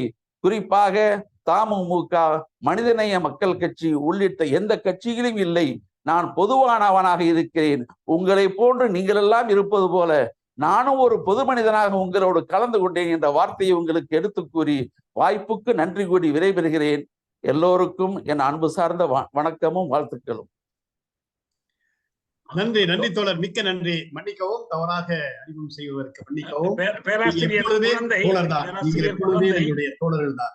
எனவே அந்த ஒரு அடிப்படையில மிகச்சிறப்பாக பாஜக என்றாவே அது ஒரு பயங்கரவாத கட்சி. அது கலவரத்தை தூண்டுவது. கலவரத்தில் தான் அது உயிர் வாழ்ந்து கொண்டிருக்கிறது. கலவரத்தின் வழியாக ஆதிக்கத்தை பெறுவதற்கு துடிதுடித்து கொண்டிருப்பது. அதெல்லாம் என்ன வேணாலும் இந்திய அரசியல் சட்டத்தையே மீறி அல்லது பல்வேறு விதத்துல திட்டங்களை கொண்டு வந்து மக்கள் மனித நேயத்தையே மாற்றி வைத்து காட்டுமிராண்டிகளாக செயல்படுகின்ற ஒரு கட்சியாகத்தான் பாஜக இருக்கிறது. அதற்கு ஆட்சியை பொறுப்பை கொடுக்க கூடாது என்பதை தெளிவாக நீங்கள் எடுத்து வைத்தீர்கள். அதோடு ஒத்துழைக்கிறது, அதற்கு ஆட்சி பொறுப்பை கொடுக்க வேண்டும் என்று ஒத்துழைக்கின்ற அனைத்து கட்சிகளையும் தூக்க வேண்டும். திராவிட முன்னேற்ற கழகத்தின் தலைமையில் இருக்கக்கூடிய கட்சிகள் வெற்றி பெற வேண்டும், இந்திய கூட்டணி வெற்றி பெற வேண்டும் என்று தெளிவாக உங்களுடைய தெளிவான சிந்தனையை கொடுத்தீர்கள். இதுதான் இன்றைக்கு தேவையான ஒரு சிந்தனை என்பதை நீங்கள் முன்வைத்திருக்கிறீர்கள். எனவே இங்கு கலந்திருக்கின்ற அனைத்து நபர்கள் சார்பாக உங்களுக்கு இந்த நேரத்தில் நான் நன்றியை தெரிவித்துக் கொள்கிறேன். மிக்க நன்றி. மிகச் சிறப்பாக எங்களை உசுப்பேத்தி சிந்திக்க வைத்ததற்கு மிக்க நன்றி. அடுத்ததாக இந்த குறுக்கீடு. அனைவருக்கும் வணக்கம். நிகழ்ச்சி சிறப்பாக நடைபெற்றுக் கொண்டிருக்கிறது. இடையில் சில செய்திகளுக்காக நான் குறிப்பிடுகிறேன். தமிழ்நாடு பொதுமேடை 2024 இதை பற்றிய ஒரு அறிமுகம் ஏற்கனவே செய்யப்பட்டிருக்கிறது. இதன் சார்பில் நாம் பல நிகழ்ச்சிகளை நடத்தி வருகிறோம். வாரம் 2 முறை செவ்வாய் வெள்ளிக்கிழமைகளில் இந்த இணைய வழி கருத்தரங்கம் நடைபெறுகிறது. தேர்தல் வாக்குப்பதிவு நாள் வரைக்கும் இது தொடர்ந்து நடைபெறும். வெவ்வேறு தலைப்புகளில் நாம் உரையாடுவோம். இரண்டாவதாக, நாம் இந்த அமைப்பின் சார்பில் நீதித்துறை சுதந்திரம் மீது பாஜக அரசு தொடுக்கிற தாக்குதல் பற்றி நம்முடைய ஒருங்கிணைப்பாளர் நீதியர் ஹரி பரந்தாமன் அவர்கள் எழுதிய ஒரு நூல் வெளிக்கொண்டு வந்திருக்கிறோம். அதே போல் நம்முடைய அறிக்கையை வெளியிட்டிருக்கிறோம். நம்முடைய தோழர்கள் இன்றைக்கு காலை தென் சென்னை பகுதியில் மக்களிடையே தேர்தல் பரப்புரையை தொடங்கி இருக்கிறார்கள். நாளையிலிருந்து 10 நாட்களுக்கு தொடர்ந்து இந்த பரப்புரை நடைபெறும். இதே போல் வேறு சில தொகுதிகளிலும் பொது மேடை சார்பிலான பரப்புரை நடைபெற்று வருகிறது. புதிய தோழர்கள் வந்திருந்தால் நீங்கள் உங்களுடைய தொலைபேசி எண், மின்னஞ்சல், இந்த முகவரிகளை கொடுத்தால் தொடர்ந்து உங்களுக்கு செய்திகள் அனுப்புவதற்கு உதவியாக இருக்கும். பொது மேடையில் இணைந்து பணியாற்ற விரும்புகிறவர்கள் அதை தெரியப்படுத்தலாம். இரண்டாவதாக, இந்த பொது மேடைக்கு உங்களால் முடிந்த நிதி பங்களிப்பை வழங்குவதற்காக பேராசிரியர் குழந்தை அவர்களுடைய வங்கி கணக்கு எண் தரப்படுகிறது. அதில் உங்களால் முடிந்த உதவிகளை செய்தால் நல்ல பயனுள்ளதாக இருக்கும் என்று கூறுகிறோம். நிகழ்ச்சி தொடர்கிறது. இறுதி வரை நாம் இந்த உரைகளை கேட்போம். அடுத்து அடிகளார் பேச இருக்கிறார் என்று நினைக்கிறேன். குழந்தை, நீங்க பேசுங்க இனிமேல். நன்றி தோழர், நன்றி தோழர், மிக்க நன்றி. உங்களுடைய செய்திக்கு மிக்க நன்றி. அடுத்ததாக நான் நம்மோடு உரையாட வந்திருக்கின்ற ஒரு ஆசான் என்றுதான் நான் அழைப்பேன். அவரோட நட்பு, நல்ல ஒரு பகிர்வு, பல கூட்டங்களில் அவரோடு இணைந்து நான் பயணித்திருக்கிறேன். எனவே நல்ல ஒரு, அதாவது ஐயா வழிபாடு என்று சொன்னால் சமத்துவத்தையும் உண்மையையும் இந்த மண்ணுக்கும் இந்த மக்களுக்கும் தேவை என்பதை தெளிவாக தன்னுடைய அனுபவியாக வெளிக்கொணர்ந்து மக்களை வழிநடத்தக்கூடியவர். ஆளுநர் ரவி அவர்கள் சொல்லிய பொழுதே உடனடியாக தவறான கருத்தை ஒரு மறுப்பு தெரிவித்து தன்னுடைய கருத்தை வெளியிட்டவர். எனவே அப்படிப்பட்ட ஒரு நல்ல மாமனிதர், வாழும் புனிதராக இருந்து செயல்படுகின்ற அருள் திரு பால பிரஜாபதி அடிகளார் அவர்களை உங்கள் முன்பாக நான் அன்போடு அழைத்தேன். வாருங்கள் அடிகள், உங்களுடைய கருத்துக்களை உங்களுக்கு தாருங்கள். அனைவருக்கும் அன்பான வணக்கம். இந்த நிகழ்விலே கலந்து கொள்வதற்கு நான் வெளியூர் நிகழ்ச்சிகளிலே இருந்து வாகனத்தில் வந்து கொண்டிருக்கிறேன். என்னால் எல்லோருடைய பேச்சையும் கேட்க முடியவில்லை. ஆனால் ஒன்றை நான் நிச்சயமாக நினைவுபடுத்த கடமைப்பட்டிருக்கிறேன். இன்றைய சூழல், இன்றைய தேவை இது போன்ற பிரச்சாரங்கள் தான். ஆனால் இந்த பிரச்சாரத்தை யார் எடுக்கிறார்களானால் நாமெல்லாம் தனியாக முயற்சித்து எடுத்துக்கொண்டிருக்கிறோம், முன்னெடுக்கிறோம். ஆனால் அப்படி நாம் முன்னெடுக்கிற பொழுது நாம் செய்ய வேண்டியது நிறைய இருக்கிறது. ஆனால் நாம் இந்த போராடி எதை கொண்டு நிலைநிறுத்த வேண்டும் என்று எண்ணுகிறோமானால் நம்முடைய தமிழ்நாட்டில் தமிழ். இன்னைக்கு இந்திய திருநாட்டை எடுத்துக்கொண்டால் நாம் இந்தியர்களே ஒழிய நாம் இந்திக்காரர்கள் அல்ல. ஆனால் இந்திக்குத்தான் இந்தியா என்பது போல நடத்துகிற நாடகத்தை ஏற்றுக்கொள்ள முடியாது. இங்கு இந்தியில் பேசுகிற பொழுது இந்தியிலேயே எதிர் கோஷம் போடுகிறதை நாம் பார்க்கிறோம். ஆனால் ஏன் தமிழனை வாழ்க என்றோ, தமிழுக்கு முக்கியத்துவம் கொடுத்தோ தமிழ்நாட்டுக்குள்ளே இவர்கள் பேசுவதில்லை. அதையெல்லாம் நாம் பார்த்து கொண்டிருக்கிறோம். நாம் செய்ய வேண்டியது நிறைய இருக்கிறது. அதில் ஒன்று நான் சொல்லுவேன். அதாவது இன்று நம்முடைய அம்மையார் கலையரசி அவர்கள் பேசிய பேச்சு தமிழகம் முழுக்க மூலை முடுக்கெல்லாம் சென்று ஒலிக்க வேண்டும். அது மட்டும் போதும். அது இன்று கிடைத்த நான் எதையும் சொல்வதற்கு தயாரில்லை. கலைஞர் டிவி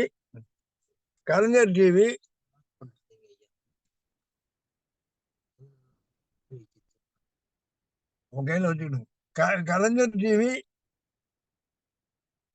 கலைஞர் டிவி, சன் டிவி, வெளிச்சம் டிவி போன்ற டிவிகள் தினசரி 2-3 முறையாவது அன்னை கலையரசி அவர்களுடைய மொத்த பேச்சையும் இந்த தேர்தல் முடிவது வரை பரப்புரை செய்ய வேண்டும். ஏன், அவர்கள் பெரியவர்கள் தான். இந்த பரப்புரை மூலம் அவர்கள் புதிதாக பெரியவராக போவதில்லை. இன்றைக்கு தமிழகத்திற்கும் இந்தியாவுக்கும் வேண்டிய சிறந்த சரியான கருத்துக்களை தெளிவாக ஔவையார் இருந்து உரைத்தது போல உரைத்தார்கள். இதை ஏற்றெடுத்து கலைஞர் டிவி, சன் டிவி, வெளிச்சம் டிவி போன்ற டிவிகள் எல்லாம் தினசரி 3 முறையாவது செய்தால் நிச்சயமாக பலன் உண்டு. என்ன திராவிடத்தை பற்றி பேசுகிறார்கள்? திராவிடம் என்று சொன்ன உடனேயே மதத்திற்கு அப்பாற்பட்டவர்கள் போல ஒரு பிரேமையை உருவாக்கி கொண்டே போகிறார்கள். இந்த நம்முடைய நாடு இந்திய திருநாட்டிலே நமக்கு திராவிடம் என்றுதான் மதிப்பீடு தந்திருக்கிறார்கள். நம்முடைய தேசிய கீதத்தை பாடுகிற பொழுது எங்காவது தமிழ் என்று வருவதில்லை. அப்ப அங்கு சொல்லப்படுகிற பொழுது திராவிட உக்கல என்றபடி ஒரு பகுதியை தான் சொல்லு, அந்த மண்ணை சொல்லுகிறார்கள். அப்ப நான் வாழுகிற மண் திராவிட மண். இந்த மண்ணில் இருக்கிற மொழி தமிழ் மொழி. அப்ப தமிழால் எல்லாம் நடக்க வேண்டும் என்பதற்கு தான் நாம் ஆசைப்பட்டு அரசு வைக்கிறோம். அரசு தெளிவாக இன்று ஆலயத்துக்குள்ளிருந்து வெளியாகட்ட வேண்டும். அரசுக்கு வேலை என்ன? அரசு அறநிலையத்துறை கையிலே வைத்திருக்கிறது. இதே அறநிலையத்துறைக்கு வேலை கொடுக்க வேண்டும், இந்த எழுச்சியாக தமிழுக்கு முக்கியத்துவம் கொடுக்க வேண்டும் என்பதற்குத்தான் நம்முடைய முத்தமிழறிஞர் கலைஞர் அவர்கள் தெய்வீக பேரவையை கொண்டு வந்தார்கள். அரசாங்கத்துடைய அந்த அறநிலையத்துறையுடைய செயலாளராகவும் மடாதிபதிகள் தமிழ் ஆர்வலர்களை எல்லாம் அதுல உறுப்பினர்களாக்கி செயல்பட வைத்தார். அந்த செயல்பாடு நடந்து கொண்டிருந்தால் இன்று இங்கே அந்நியர்கள் புரிந்திருக்க மாட்டார்கள். நம்முடைய மதத்துக்குள்ளே, நம்முடைய நம்பிக்கைக்குள்ளே இன்று ஆரியர்களுடைய மேலாண்மை அதிகப்பட்டு கொண்டே போகிறது. எனவே நம்ம ஆரியத்தை கட்டுப்படுத்த வேண்டாமா? ஒரு ஜாதிக்காரர் மட்டும் தெரிந்த மொழிதான் இன்று கோயிலுக்குள்ளே ஒலிக்கிறதானால் என்ன ஆளுகை அறநிலையத்துறை என்ன அவசியம் இருக்கிறது? எனவே நாம் தான் சரியாக இல்லை. நாம் சரியாக இருந்தால் தமிழகம் சரியாகும். எனவே என்னுடைய வேண்டுதல் எல்லாம் அம்மையார் உடைய பேச்சு தமிழகம் முழுக்க போதும். நாம் உழைக்கிறோம். நம்முடைய உழைப்பால் வரக்கூடிய வருவாயை கொண்டு உத்தரப்பிரதேசத்திலே போடுகிறார்கள். அப்ப தமிழுக்கு செலவில்லை. தமிழ் வளர்வதற்கு இந்திய அரசு எதுவும் செய்வதில்லை. ஆனால் அந்த உத்தரப்பிரதேசம் அங்க வளர வேண்டும் என்பதற்காக இங்கிருந்து கொண்டு போய்விட்டால் நம்முடைய உழைப்பு வீணடிக்கப்படுகிறது. இன்றல்ல, அந்த ராஜாக்கள் காலத்தில் இருந்த அந்த காலத்திலே இருந்த அந்த மனு தர்மம், அந்த சதுர்வர்ணம் என்ற அந்த அமைப்பு எதற்காக நம்ம எல்லாம் சுரண்டுவதற்கு, அழிப்பதற்கு, பெரும்பான்மை மக்களை ஒடுக்குவதற்கு வைத்த அதுதான் இன்று இருக்கிறது. ஏன் அரசு வாழாதிருக்கிறது என்பது எங்களுக்கு புரியவில்லை. நான் தமிழக அரசை கேட்டுக்கொள்வதெல்லாம், ஏன் அரசு அறநிலையத்துறை வைத்திருக்கிறவர்கள் அதுபோல ஒரு அமைப்பையும் ஏன் வைத்திருக்க கூடாது? வைத்திருந்தால்தானே நாம ஒருங்கிணைப்படுத்த இவர்களை எல்லாம் ஆரியர்களை அந்நியப்படுத்த, ஆரிய மொழி அந்நியப்படுத்துகிற ஒரு வாய்ப்பு இருக்கும். எனவே இனியாவது விழித்து கொண்டால் 2 ஆண்டுக்குள்ளே தமிழகத்துக்குள்ளே நாம் ஒரு பெரிய மறுமலர்ச்சியை, ஒரு பெரிய மாற்றத்தை கொண்டு வர முடியும். அப்படி கொண்டு வரவில்லையானால் நம்முடைய செயல்பாடுகள், நம்முடைய அனைத்துமே வீண் என்றுதான் நான் சொல்லுவேன். எனவே இது இப்பொழுது முயற்சி எடுத்திருக்கிறத நான் பாராட்டுகிறேன். எல்லாரும் தெளிவாக இருக்கிறார்கள். அருமை இஸ்லாமிய சகோதரர்கள், அருமை கிறிஸ்தவ பாதிரியார்கள் எல்லாருமே இதுல வராங்க. ஏன் வராங்க? மதவாதிகள் என்றால் இவர்கள் ஆளட்டு என்று சொல்லி பார்வையாளர்களா இருக்கணும்னா நல்லவர்கள் அரசியலுக்கு வரக்கூடாதா? எனவே வழிகாட்ட வேண்டிய கடமை இருக்கிறது இதெல்லாம் என்றும். எனவே அப்படிப்பட்ட கடமையை இன்று செய்கிற இந்த செயல்பாட்டோடு நான் கலந்து கொள்வதில் நான் மகிழ்ச்சி அடைகிறேன். நான் சொல்ல வேண்டியதில்லை. நீங்க அம்மையார் அவர்கள் சொன்னதை திருப்பி 100 முறை நாம் சொன்னால் நாம் வெற்றி பெறுவோம். நம்முடைய வெற்றி நிரந்தரமாக இருக்கும். எனவே நமக்கு வெற்றி வேண்டுமானால், இந்தியா கூட்டணி வெற்றி பெற வேண்டுமானால், அது வெற்றி பெறுவது ஒன்றுதான் இந்தியாவுக்கு நன்மை.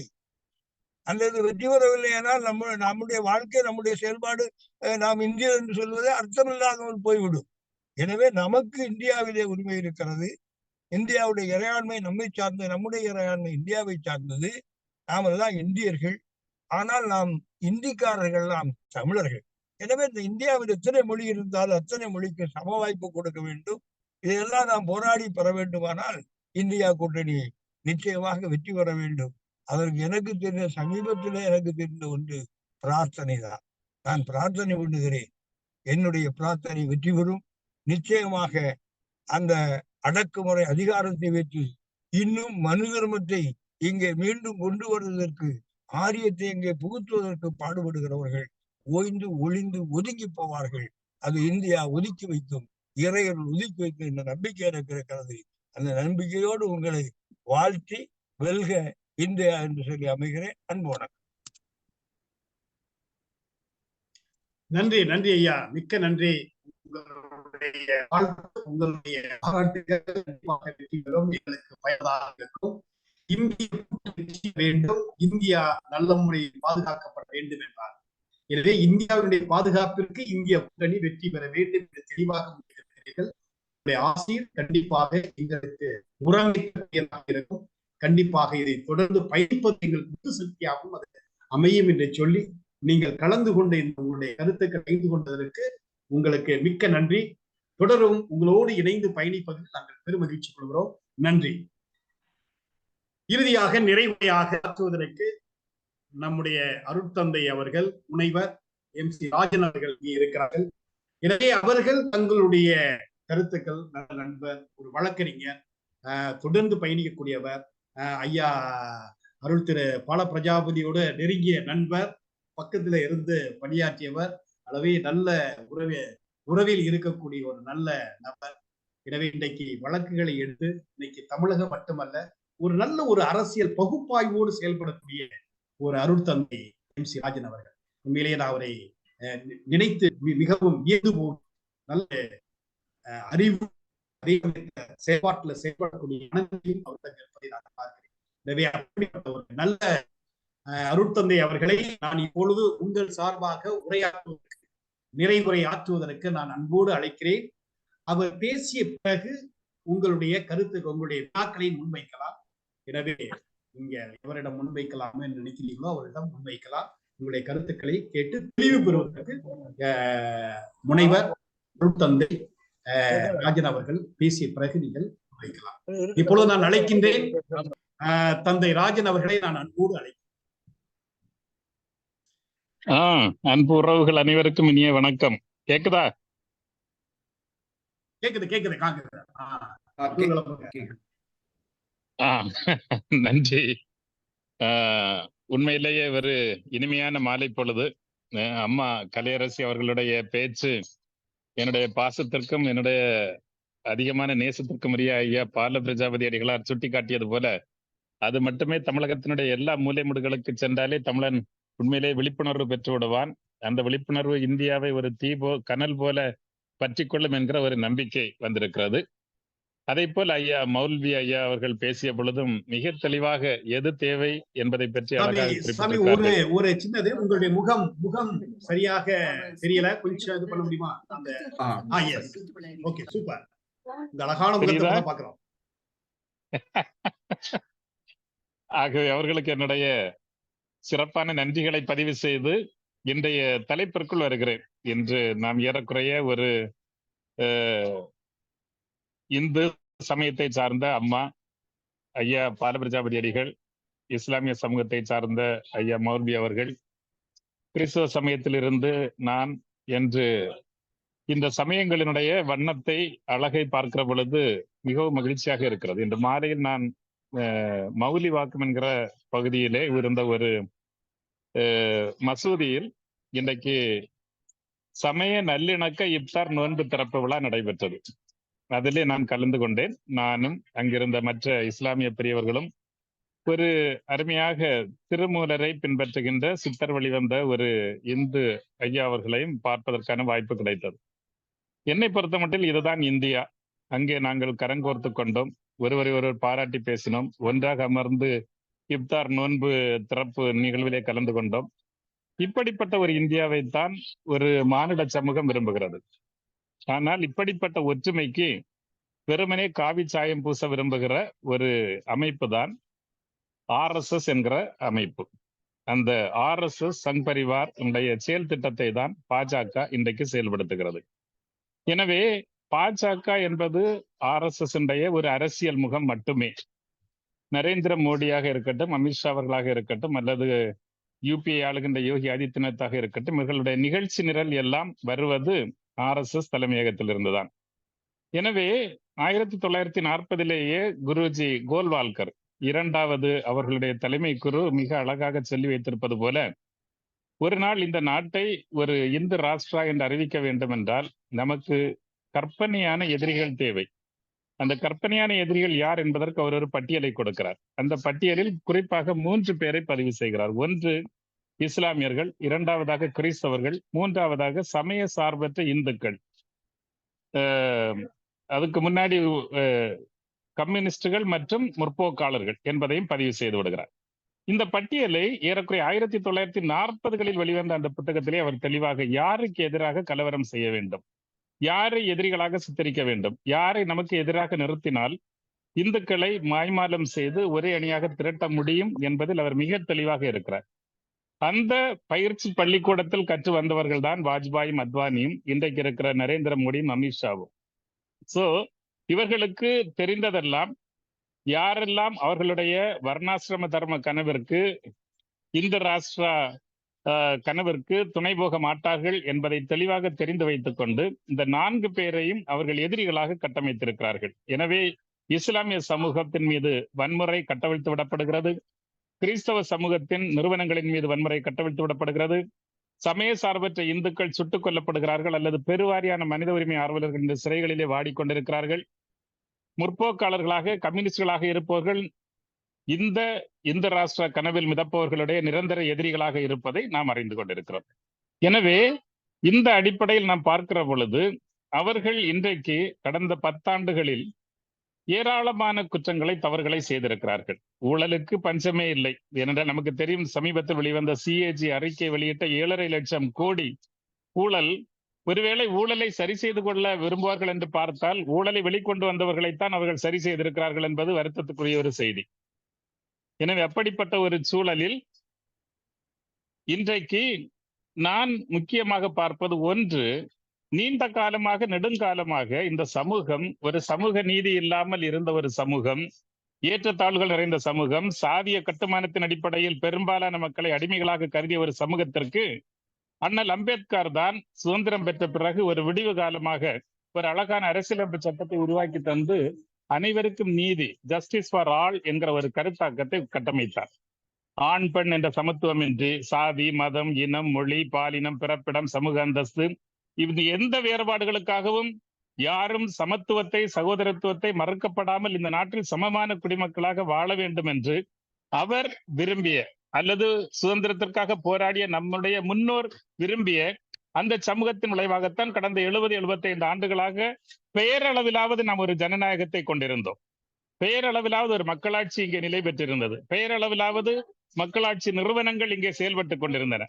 ஆனால் அவற்றை எல்லாம் நிரந்தரமாக முடக்கி போடுவதற்கும், எப்பொழுதுமே அந்த வர்ணாசிரம தர்மத்தினுடைய அடிப்படையில் உயர் சாதியினரால் கட்டமைக்கப்பட்ட செல்வந்தர்களுக்காக உருவாக்கப்பட்ட ஒரு நாட்டை உருவாக்க ஏழைகளுடைய வாழ்வாதாரங்கள் இன்றைக்கு பறிக்கப்படுகின்றன. அதுதான் மிகவும் அச்சமூட்டுகின்ற ஒரு செய்தியாக இருக்கிறது என்னை பொறுத்த மட்டும். ஏனென்றால் இன்றைக்கு நிலம் களவாடப்பட்டு விட்டது, காடுகள், மலைகள் எல்லாம் திருடப்பட்டு விட்டன. இன்றைக்கு கடலின் மீதும் அவர்கள் கண் வைத்து விட்டார்கள். ஆகவே இந்த இயற்கை வளங்களை எல்லாம் மொத்தமாக கபளீகரம் செய்து கொள்ளையடித்து ஒரு சில பணக்காரர்கள் பெருமுதலாளிகளாக மாறுவதற்காக, உலகத்தினுடைய பெரும் பணக்காரர்கள் பட்டியல் இடம்பெற செய்வதற்காக ஏறக்குறைய 85% மக்களுடைய வாழ்வாதாரங்கள் இன்றைக்கு சிதைக்கப்படுகின்றன. அப்ப இவற்றை நாம் பேச முற்படுகிற பொழுது, இந்த நாட்டின் மீது அக்கறை கொண்டவர்கள், மானுடத்தை நேசிக்கிறவர்கள் இவற்றை பற்றி பேச முற்படுகிற பொழுது உடனடியாக அவர்களுடைய சாதியின் பெயரால் அல்லது சமயத்தின் பெயரால் பிரித்து கலவரங்களை உருவாக்குவதை மிகப்பெரிய கைதேர்ந்த ஒரு யுக்தியாக வைத்திருக்கிறது RSS கும்பல். எனவே இன்றைக்கு நமக்கு தெளிவாக தெரிகிறது, அவர்கள் இந்த நாட்டிற்கு நன்மை செய்வதற்காக ஆட்சி அதிகாரத்தில் இருக்கவில்லை. மாறாக இந்த நாட்டில் ஆட்சி அதிகாரத்தை எந்த விலை கொடுத்தாவது பெற்றுக்கொள்ள வேண்டும் என்று விரும்புவதற்கெல்லாம் ஒரே ஒரு காரணம், இந்த நாட்டினுடைய ஒட்டுமொத்த செல்வத்தையும் கொள்ளையடிப்பது. அதை கொள்ளையடிப்பதற்கு முரண்பாடாக, இடையூறாக இருக்கிற மக்களை ஒடுக்குவதற்காக இந்து ராஷ்டிரா என்கிற கருத்தாக்கத்தை கட்டமைத்து அரசியல் அமைப்பு சட்டத்தை மீண்டும் திருத்தி அந்த வர்ணாசிரம தர்ம அடிப்படையிலான, அதாவது ஆளுகிறவர்கள் ஒரு புறமும் ஒரு 10%, அடிமைகளாக மீதி 90% பேரை உட்கார வைப்பதற்கான செயல்பாடுகள் இன்றைக்கு நடந்து கொண்டிருக்கின்றன. இதை எதிர்ப்பவர்களை தேச விரோதிகள் என்றும், அவர்கள் கிறிஸ்தவர்கள், இஸ்லாமிய கைக்கூலிகள் என்றெல்லாம் சொல்லி அவர்கள் மீது ஏராளமான தாக்குதல்களை, அது உடல் மீதான தாக்குதலாக இருக்கலாம் அல்லது அவர்களுடைய மாண்பின் மீதான தாக்குதலாக இருக்கலாம், இவற்றை செய்து கொண்டிருக்கிறது. இந்த நேரத்தில் ஒவ்வொரு இந்தியனும் சிந்திக்க வேண்டியதெல்லாம் 2 தான். ஒன்று, இந்தியாவினுடைய எதிர்காலம் எப்படி இருக்க போகிறது? மீண்டும் 75 ஆண்டுகளுக்கு முன்னால் இருந்த நிலைமைக்கு திரும்ப போகிறோமா? கல்வி ஒரு சிலருக்கு மட்டும் சொந்தமாக இருந்த ஒரு காலம், சாதி அடிப்படையில் பெண்கள் அடிமைகளாக கருதப்பட்ட ஒரு காலம், வேலை வாய்ப்பு ஒரு சிலருக்கு மட்டுமே சொந்தமாக இருந்த காலம். இப்படி மற்றவர்கள் எல்லாரும் அவர்களுக்கு சேவை செய்கிறவர்களாக இருந்த ஒரு காலத்தை நோக்கி திரும்ப போகிறோமா? இல்லை, அரசியலமைப்பு சட்டம் நமக்கு உரித்தாக கொடுத்திருக்கின்ற சமத்துவம், சுதந்திரம், சகோதரத்துவம், அனைவருக்கும் நீதி என்கிற கருத்தாக்கத்தை இந்த நாடு முன்னெடுத்து செல்லுகிறதா என்பதை உறுதியாக கேட்டு பார்க்க வேண்டும். இங்கே கிறிஸ்தவர்கள் என்று சொல்லுகிற பொழுது உடனடியாக அவர்களுடைய நிறுவனங்களை சுட்டிக்காட்டி அந்த நிறுவனங்களின் மீது தாக்குதல் தொடுப்பதற்கு அவர்கள் ஒரு மிகப்பெரிய குழுவை தயாரித்து வைத்திருக்கிறார்கள். இஸ்லாமியர்கள் மாட்டிறைச்சி வைத்திருந்தார்கள் என்கிற ஒரு பொய்யான காரணத்தை சுட்டிக்காட்டி அல்லது லவ் ஜிகாத் என்கிற போலியான பிம்பங்களை கட்டியமைத்து தொடர்ச்சியாக அவர்கள் மீதான ஒரு தாக்குதல்களை தொடுத்துக் கொண்டே இருக்கிறார்கள். எனவே இங்கே நான் எதை பார்க்கிறேன் என்றால், ஒரு சமூகம் சரியாக வாழ வேண்டும் என்றால் ஒருவர் மீதான நம்பிக்கை மிக முக்கியம். த ட்ரஸ்ட் என்று சொல்வார்கள்.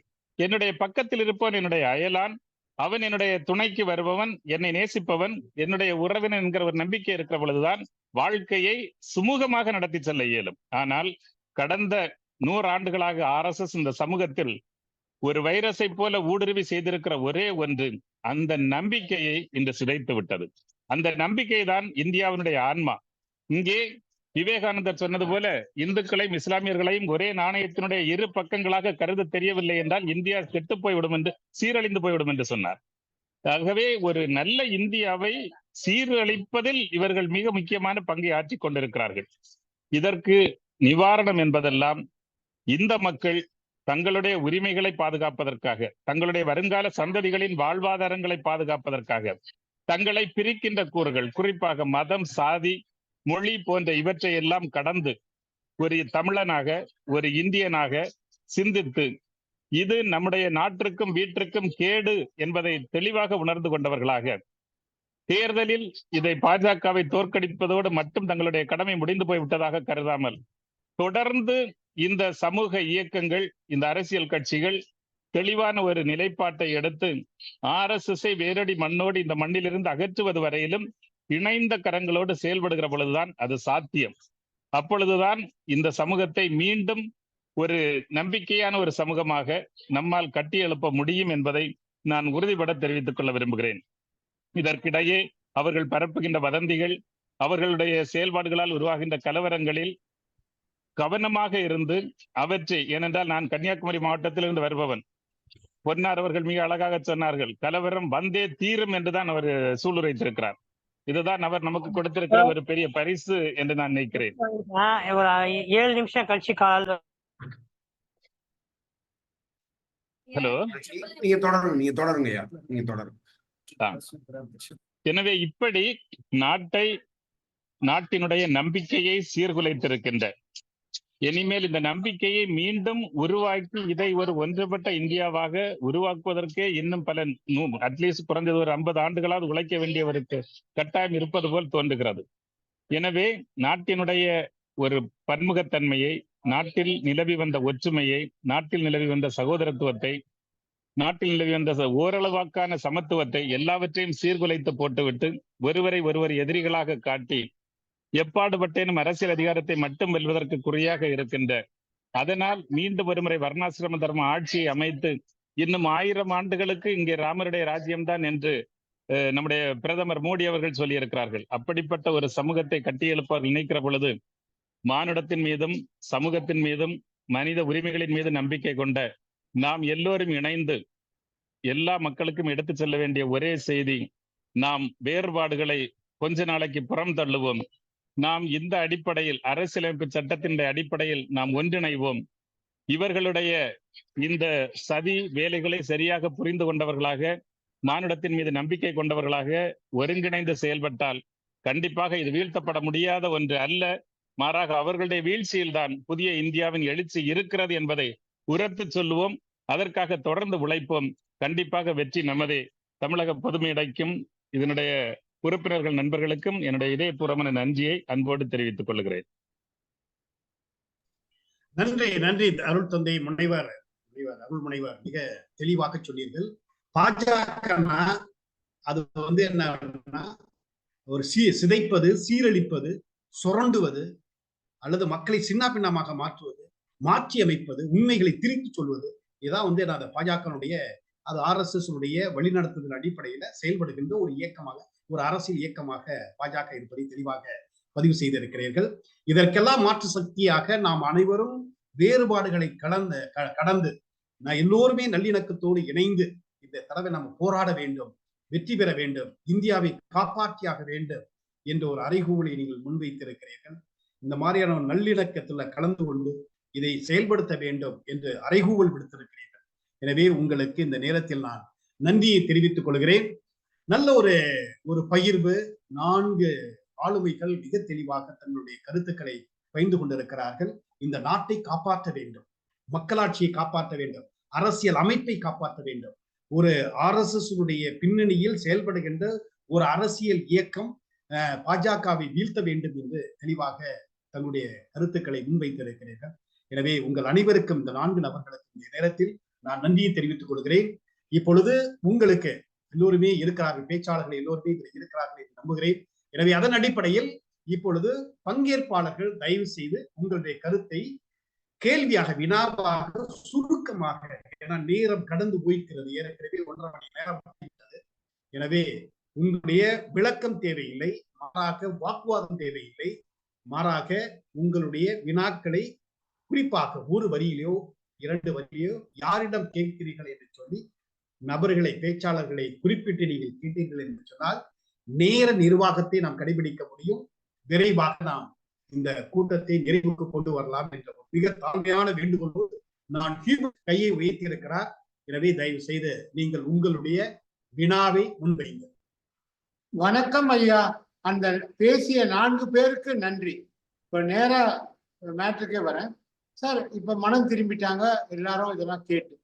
இப்ப என்னுடைய கேள்வி என்னன்னா, இவங்க இந்த EVM மிஷின்லயோ ஏதாவது ஒரு கோல்மால் பண்ண மாற்றி அமைச்சா அதுக்கு நம்ம கிட்ட இருக்கக்கூடிய ஆன்டி வைரஸ் என்ன, ஆர் ஆன்டிபயோட்டிக் என்ன? எதுக்கு இந்த கேள்வி கேட்கிறேன்னா, ஈவன் எலெக்ஷன் கூட ஆரம்பிக்கல, இப்பவே தமிழ்நாட்டுல 8000 பூத் பதற்றத்துக்குரியது என்று சொல்லியாச்சு. இப்போ இன்னும் அதிகரிக்கும்னு என்னுடைய சந்தேகம். இது ஒரு வார்னிங் சிக்னலா?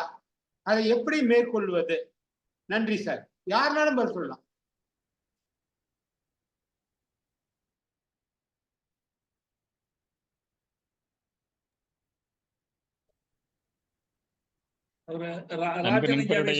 சொல்லுங்க ராஜன்.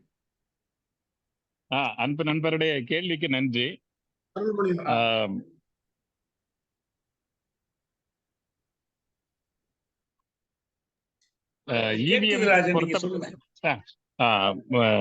அதாவது EVM பொறுத்த மட்டும் உச்ச நீதிமன்றத்திலே வழக்கு கடந்த 3 ஆண்டுகளாக தொடுத்து போராடி கொண்டிருக்கிறோம். ஆனால் அது யாருடைய தவறு என்று தெரியாது. இப்பொழுதுதான் உச்ச நீதிமன்றம் இதை கவனத்தில் எடுத்துக்கொண்டு சில பரிந்துரைகளை தேர்தல் ஆணையத்திற்கு சொல்லி இருக்கிறது, அவர்களை பதில் கொடுக்க சொல்லி இருக்கிறது. குறைந்தபட்சம் அந்த VVPAT என்று சொல்லப்படுகின்ற அவற்றையாவது 100% எண்ண வேண்டும் என்கிற அந்த வேண்டுகோளும் வைத்துதான் அந்த வழக்கு பதிவு செய்யப்பட்டது.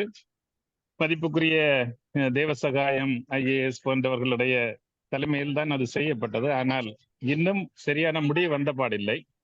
ஆனால் ஒன்றை உறுதியாக சொல்லுகிறார்கள், எந்த அளவிற்கு அது உண்மை என்று எனக்கு தெரியவில்லை. ஆனால் அவர்கள் என்ன சொல்லுகிறார்கள் என்றால், பூத் ஏஜென்ட்ஸ் உடைய துணை இல்லாமல் ஒரு EVM மனிப்புலேட் பண்றது கஷ்டம் அப்படின்னு சொல்றாங்க. தமிழகத்தில் அல்லது தென்னிந்தியா போன்ற பகுதிகளில் அவர்கள் ஒருபொழுதும் அதற்கு துணிய மாட்டார்கள். ஒருவேளை வட இந்தியாவில் பெரும்பாலாக RSS ஆதிக்கம் செலுத்துகின்ற மாவட்டங்களில் அல்லது பாஜக ஆட்சி செய்கின்ற மாநிலங்களில் ஒருவேளை அத்தகைய சில முயற்சிகளை மேற்கொள்ளக்கூடும் என்கிற ஒரு பேச்சு இருக்கிறது. ஆனால் அது எந்த அளவிற்கு அதை நாம் உறுதியாக நிரூபிக்க முடியும் என்று எனக்கு தெரியவில்லை. ஆனால் ஒருவேளை தேர்தலுக்கு முன்பாகவே உச்ச நீதிமன்றம் ஏதாவது ஒரு தெளிவான வழிகாட்டுதலை கொடுத்து விட்டது என்றால் அதற்கு பிறகு அதை பற்றிய கொஞ்சம் அச்சம் நமக்கு விலகி போகும் என்று கருதுகிறேன். இல்லாத பட்சத்தில் தேர்தல் ஆணையம் உறுதியாக நிற்கிற பொழுது இந்திய குடிமக்களாகிய நாம் என்கிற அரசியலமைப்பு சட்டத்தில் சொல்லப்பட்டிருக்கிற நமக்கு அதன் மீது வேறு எந்த உரிமைகளும் இல்லாமல் இருக்கிறது தான் எனக்கு தோன்றுகிறது. மற்ற நண்பர்கள் கருத்துக்களை பதிவு செய்யவும். நன்றி. வணக்கங்க.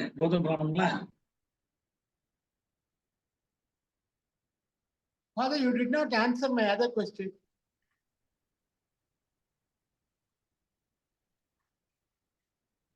That is why இன்னொரு கேள்வி என்னன்னு சொல்லுங்க.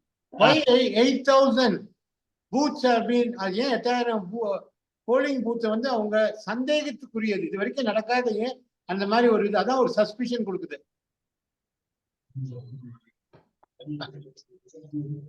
ஏற்கனவே சாதிய ரீதியாக நாம் இன்றைக்கு இந்த தேர்தல் மிகவும் முரண்பட்ட கூர்மைப்பட்ட ஒரு தேர்தலாக இருக்கிறது. குறிப்பாக நாம் தமிழர், பாஜக கூட்டணி கட்சிகள் நிறைய சாதியினுடைய அடிப்படையில் அவர்களுடைய ஓட்டு வங்கியை கட்டியமைக்க விரும்புகிறார்கள். எனவே எங்கெல்லாம் சாதி பதட்டம் நிறைந்த இடங்களாக இருக்கிறதோ அவற்றையெல்லாம் இப்படி அறிவித்திருக்கிறார்கள் என்றுதான் தேர்தல் கமிஷன் நமக்கு சொல்லுகிறது. மதுரை போன்ற இடங்களில் அது ஓரளவு உண்மைதான். கோயம்புத்தூர் போன்ற இடங்களில் மதத்தையும் சாதியையும் ரெண்டையும் சேர்த்து சொல்லி இருக்கிறார்கள். அதை தாண்டி யோசிப்பதற்கு எனக்கு தெரியவில்லை. Thanks father. நன்றி அண்ணேவா.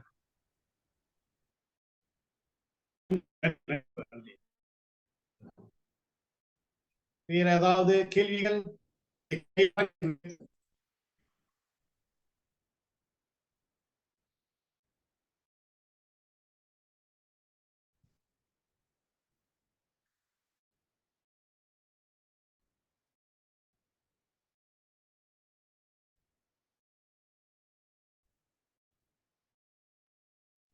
குறிஞ்சி இருக்கிறாரா குழந்தை? குறிஞ்சி இருந்தாருன்னா அடுத்த நிகழ்ச்சி அறிவிப்பு கொடுத்துருவார்.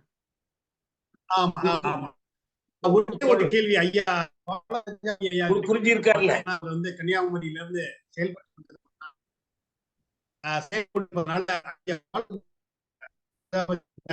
கேட்கிறேன். தற்போது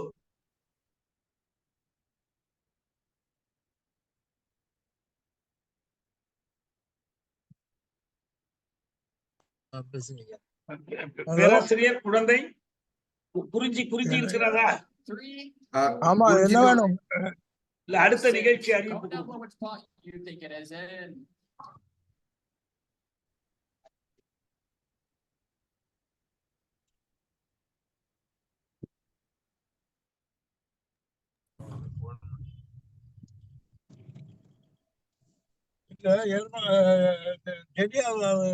ரெகுலரைஸ் பண்ணி நடத்துற மாதிரி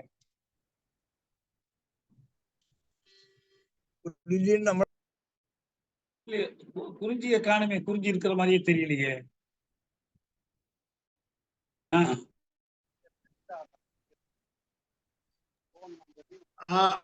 வணக்கம்.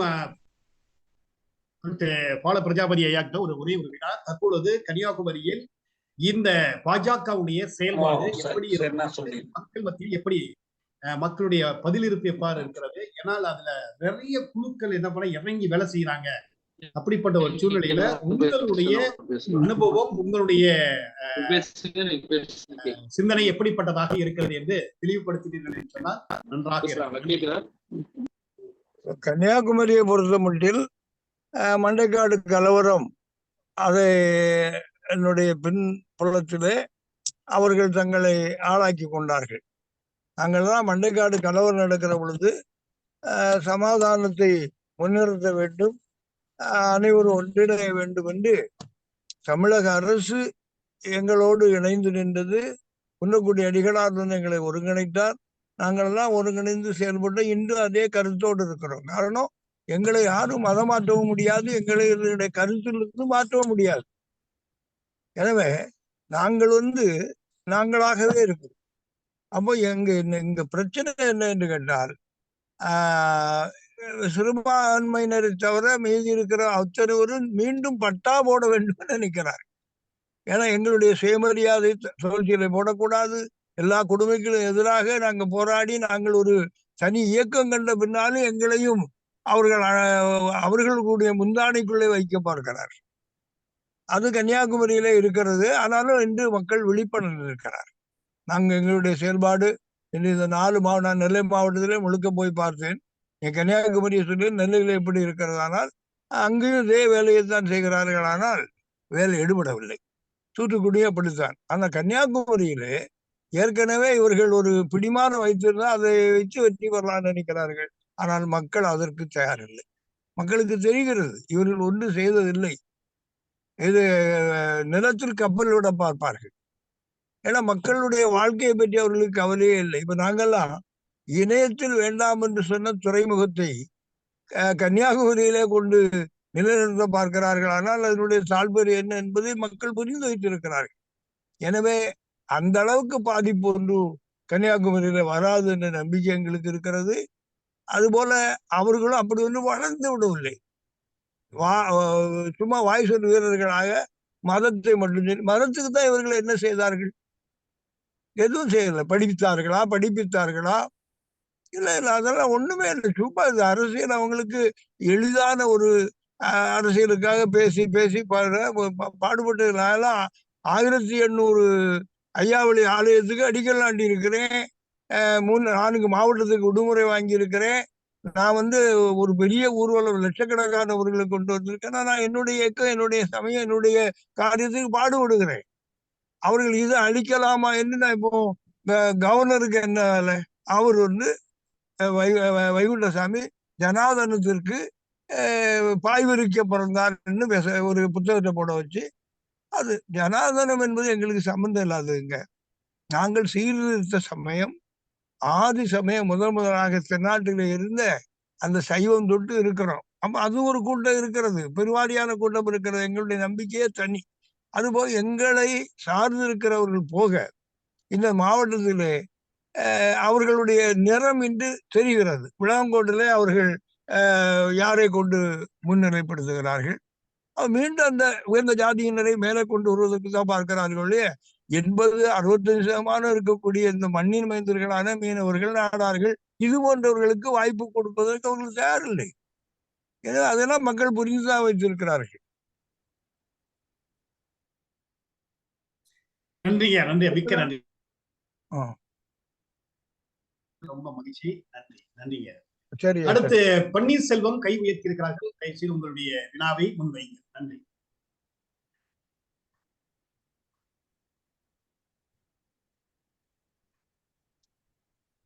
பன்னீர்செல்வம், உங்களுடைய வினாவை முன்வைங்க. எப்படி பேசுறது? நேரம்.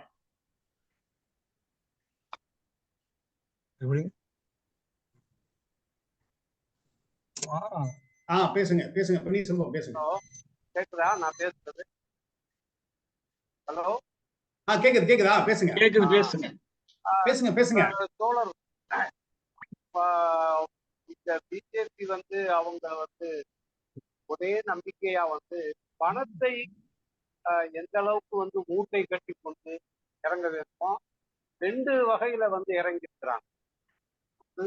ஏன்னா கருத்து ரீதியா அவங்க தமிழ்நாட்டுக்குள்ள இறங்க படிக்கல. யாரு பிஜேபியை எதிர்க்கிறார்களோ அவர்களை ட்ரேஸ் பண்ணி அவர்களை ஊடுருவி அவர்களை ஆணி வேறை அறுத்தது, அவங்கள ஆளை அட்டாக் பண்ணணும். 1. 2வது, அவங்க ஜெயிச்சு வந்துட்டாலும் தமிழ்நாட்டுல ஜெயித்தாலும் மகாராஷ்டிராவை போல அவர்கள் விலைக்கு வாங்குவதற்கு தயாராக இருக்கிறார்கள். அதற்கு நம்ம தமிழகத்தில் உள்ள கேண்டிடேட் சரியா இருப்பாங்களா? எனக்கு சந்தேக கேள்வி போல இருக்கு. ஏன்னா மற்ற எல்லா மாநிலங்களிலும் இவர்கள் குறுக்கு வழியில ஆட்சி எப்படி முயற்சி பண்றாங்க அப்படிங்கிறத எனக்கு இந்த கேள்வி தோணுது. இதை எப்படி சரி கட்டுவது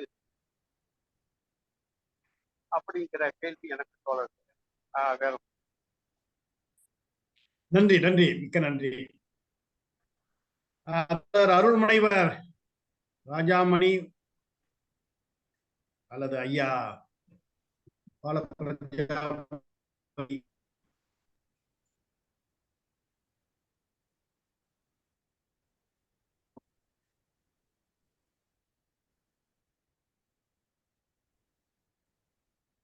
ஒரு நல்ல அண்ணனுடைய பயிர்வு மிக நல்ல ஒரு அருமையான பயிர்வு, ஒரு நல்ல கேள்வியும் கூட. ஆனா இதுக்கு 1 மணி நேரம் வேணும் பதில் சொல்ல. அவ்வளவு தகுடு தத்தங்கள் பிஜேபி கிட்ட இருக்கு. அதனால சுருக்கமாக உங்களுக்கு தெரிந்த வகையில ஒரு வரியில பதில் சொல்லலாம். பால பிரஜாபதி ஐயா என்ன சொல்றாங்கன்னு கேட்டுக்கும். என்ன கேக்குறீங்க? கேள்வி சொல்லுங்க. அது இல்ல, இத கீழே காதுல இருக்கிறது சேருங்க அது ஆக்டட் பாரு. ரெண்டுத்தையும் எடுத்து ஒண்ணா சேருங்கம்மா. ரெண்டு காதுல இருக்குது, அது ரெண்டு பின்னாடி சேர்த்து. வணக்கம். சொல்லுங்க. இப்ப எடுங்க.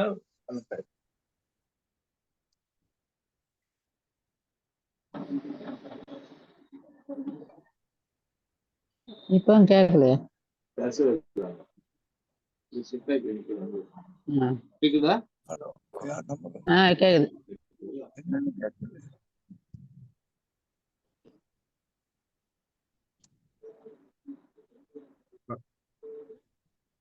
நீங்க பேச வேண்டியது சொல்லுங்க, இல்லைன்னா கலையரசி அம்மா எதுவும் கருத்து சொல்றீங்களா?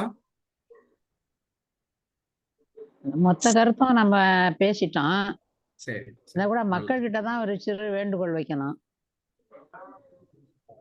மக்கள் வந்து நம்முடைய சுந்தரமூர்த்தி தோழர் வீடியோ ஆன் பண்ணிருங்க. வீடியோ ஆன் பண்ண சொல்றாங்க.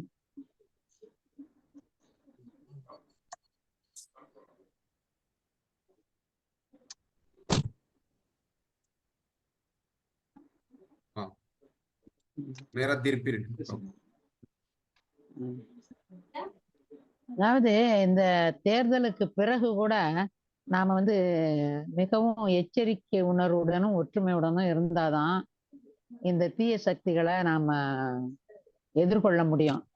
இதை வந்து மக்களுக்கு நாம இப்ப இந்த தேர்தல்ல யாருக்கு ஓட்டு போட்டு யாரை தேர்ந்தெடுக்கணும்னு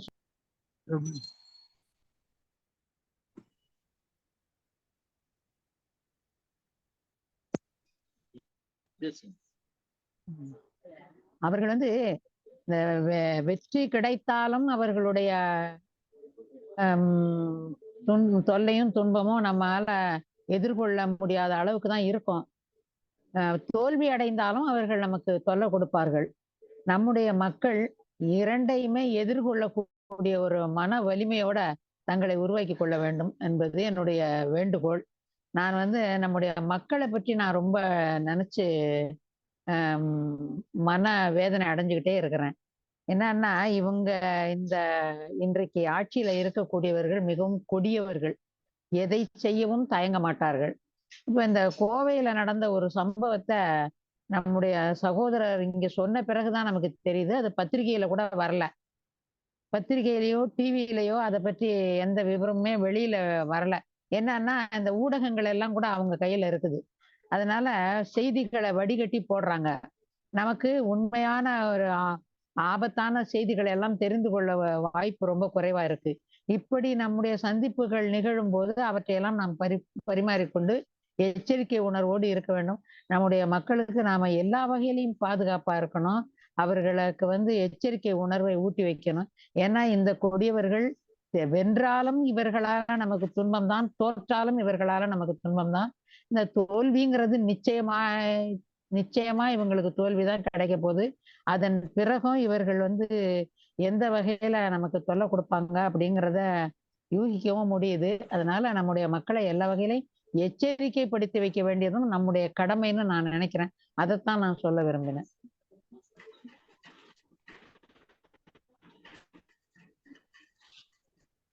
நன்றி நன்றி நன்றி அம்மையாரே, ரொம்ப தெளிவாக பதில் சொன்னீங்க. மிக நன்றி. வேற ஏதாவது வினாக்கள் இருந்தா கேளுங்க, அதெல்லாம் நிறைவு வந்துருவோம்.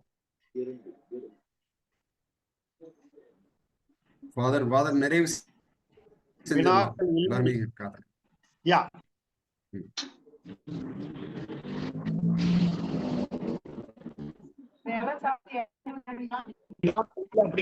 வந்து தொடர்ச்சியாக நீங்க ஏதாவது அறிவிப்பு கொடுக்குறீங்கன்னா கொடுங்க. குழந்தை முடிஞ்சிருச்சுன்னா அந்த அடுத்த நிகழ்ச்சி பற்றிய ஒரு அறிவிப்பு. இணைய கருத்தரங்கத்தில் அடுத்த கருத்தரங்கம் தலித்துகளுக்கு எதிரான பாஜக, MIDS சேர்ந்த பேராசிரியர் லக்ஷ்மணன், அழகிய பெரியவன் 2 பேரும் உரை நிறுத்துகிறார்கள். அது வருகிற செவ்வாய்க்கிழமை அறிவிப்பும் வரும். அடுத்தடுத்த அறிவிப்புகள். நன்றி. முடிச்சிருங்க. நன்றி, மிக்க நன்றி. எல்லோருக்குமே இந்த நேரத்தில் நான் நன்றியை தெரிவித்துக் கொள்கிறேன். சுந்தரமூர்த்திக்கும் நன்றி. சுந்தரமூர்த்தி மிக்க நன்றி. ரொம்ப நன்றி சுந்தரமூர்த்தி, மிக்க நன்றி. மிக சிறப்பாக தங்களுடைய கருத்துக்களை தெளிவாக முன்வைத்து நல்லதொரு பகிர்வை முன்வைத்திருக்கிறார்கள். எனவே அவர்களுக்கு இந்த நேரத்தில் நான் நன்றியை தெரிவித்துக் கொள்கிறேன். அருள் திரு கலையரசி நடராஜன், பால பிரஜாபதி அடிகள் அவர்கள், அடுத்து மௌலவி அவர்களுக்கும், அடுத்து அருள்மொழிவர் ராஜாமணி அவர்களுக்கும் இந்த நேரத்தில் நான் நன்றியை தெரிவித்துக் கொள்கிறேன். நல்ல ஒரு கருத்து, மிக தெளிவாக கருத்து சொல்லியிருக்காங்க. தெளிவான ஒரு புரிதலையும் அவங்களுக்கு முன்வைத்திருக்கிறார்கள். எனவே அவர்களுக்கு இந்த நேரத்தில் நான் நன்றியை தெரிவித்துக் கொள்கிறேன். அதே போல இந்த கூட்டத்தில் கலந்து கொண்ட அனைத்து நபர்களுக்கும் நான் இந்த நேரத்தில் நன்றியை தெரிவித்துக் கொள்கிறேன். இந்த அமைப்பை பற்றி, இந்த அமைப்பினுடைய செயல்பாடுகளை பற்றி நமக்கு தெளிவுபடுத்த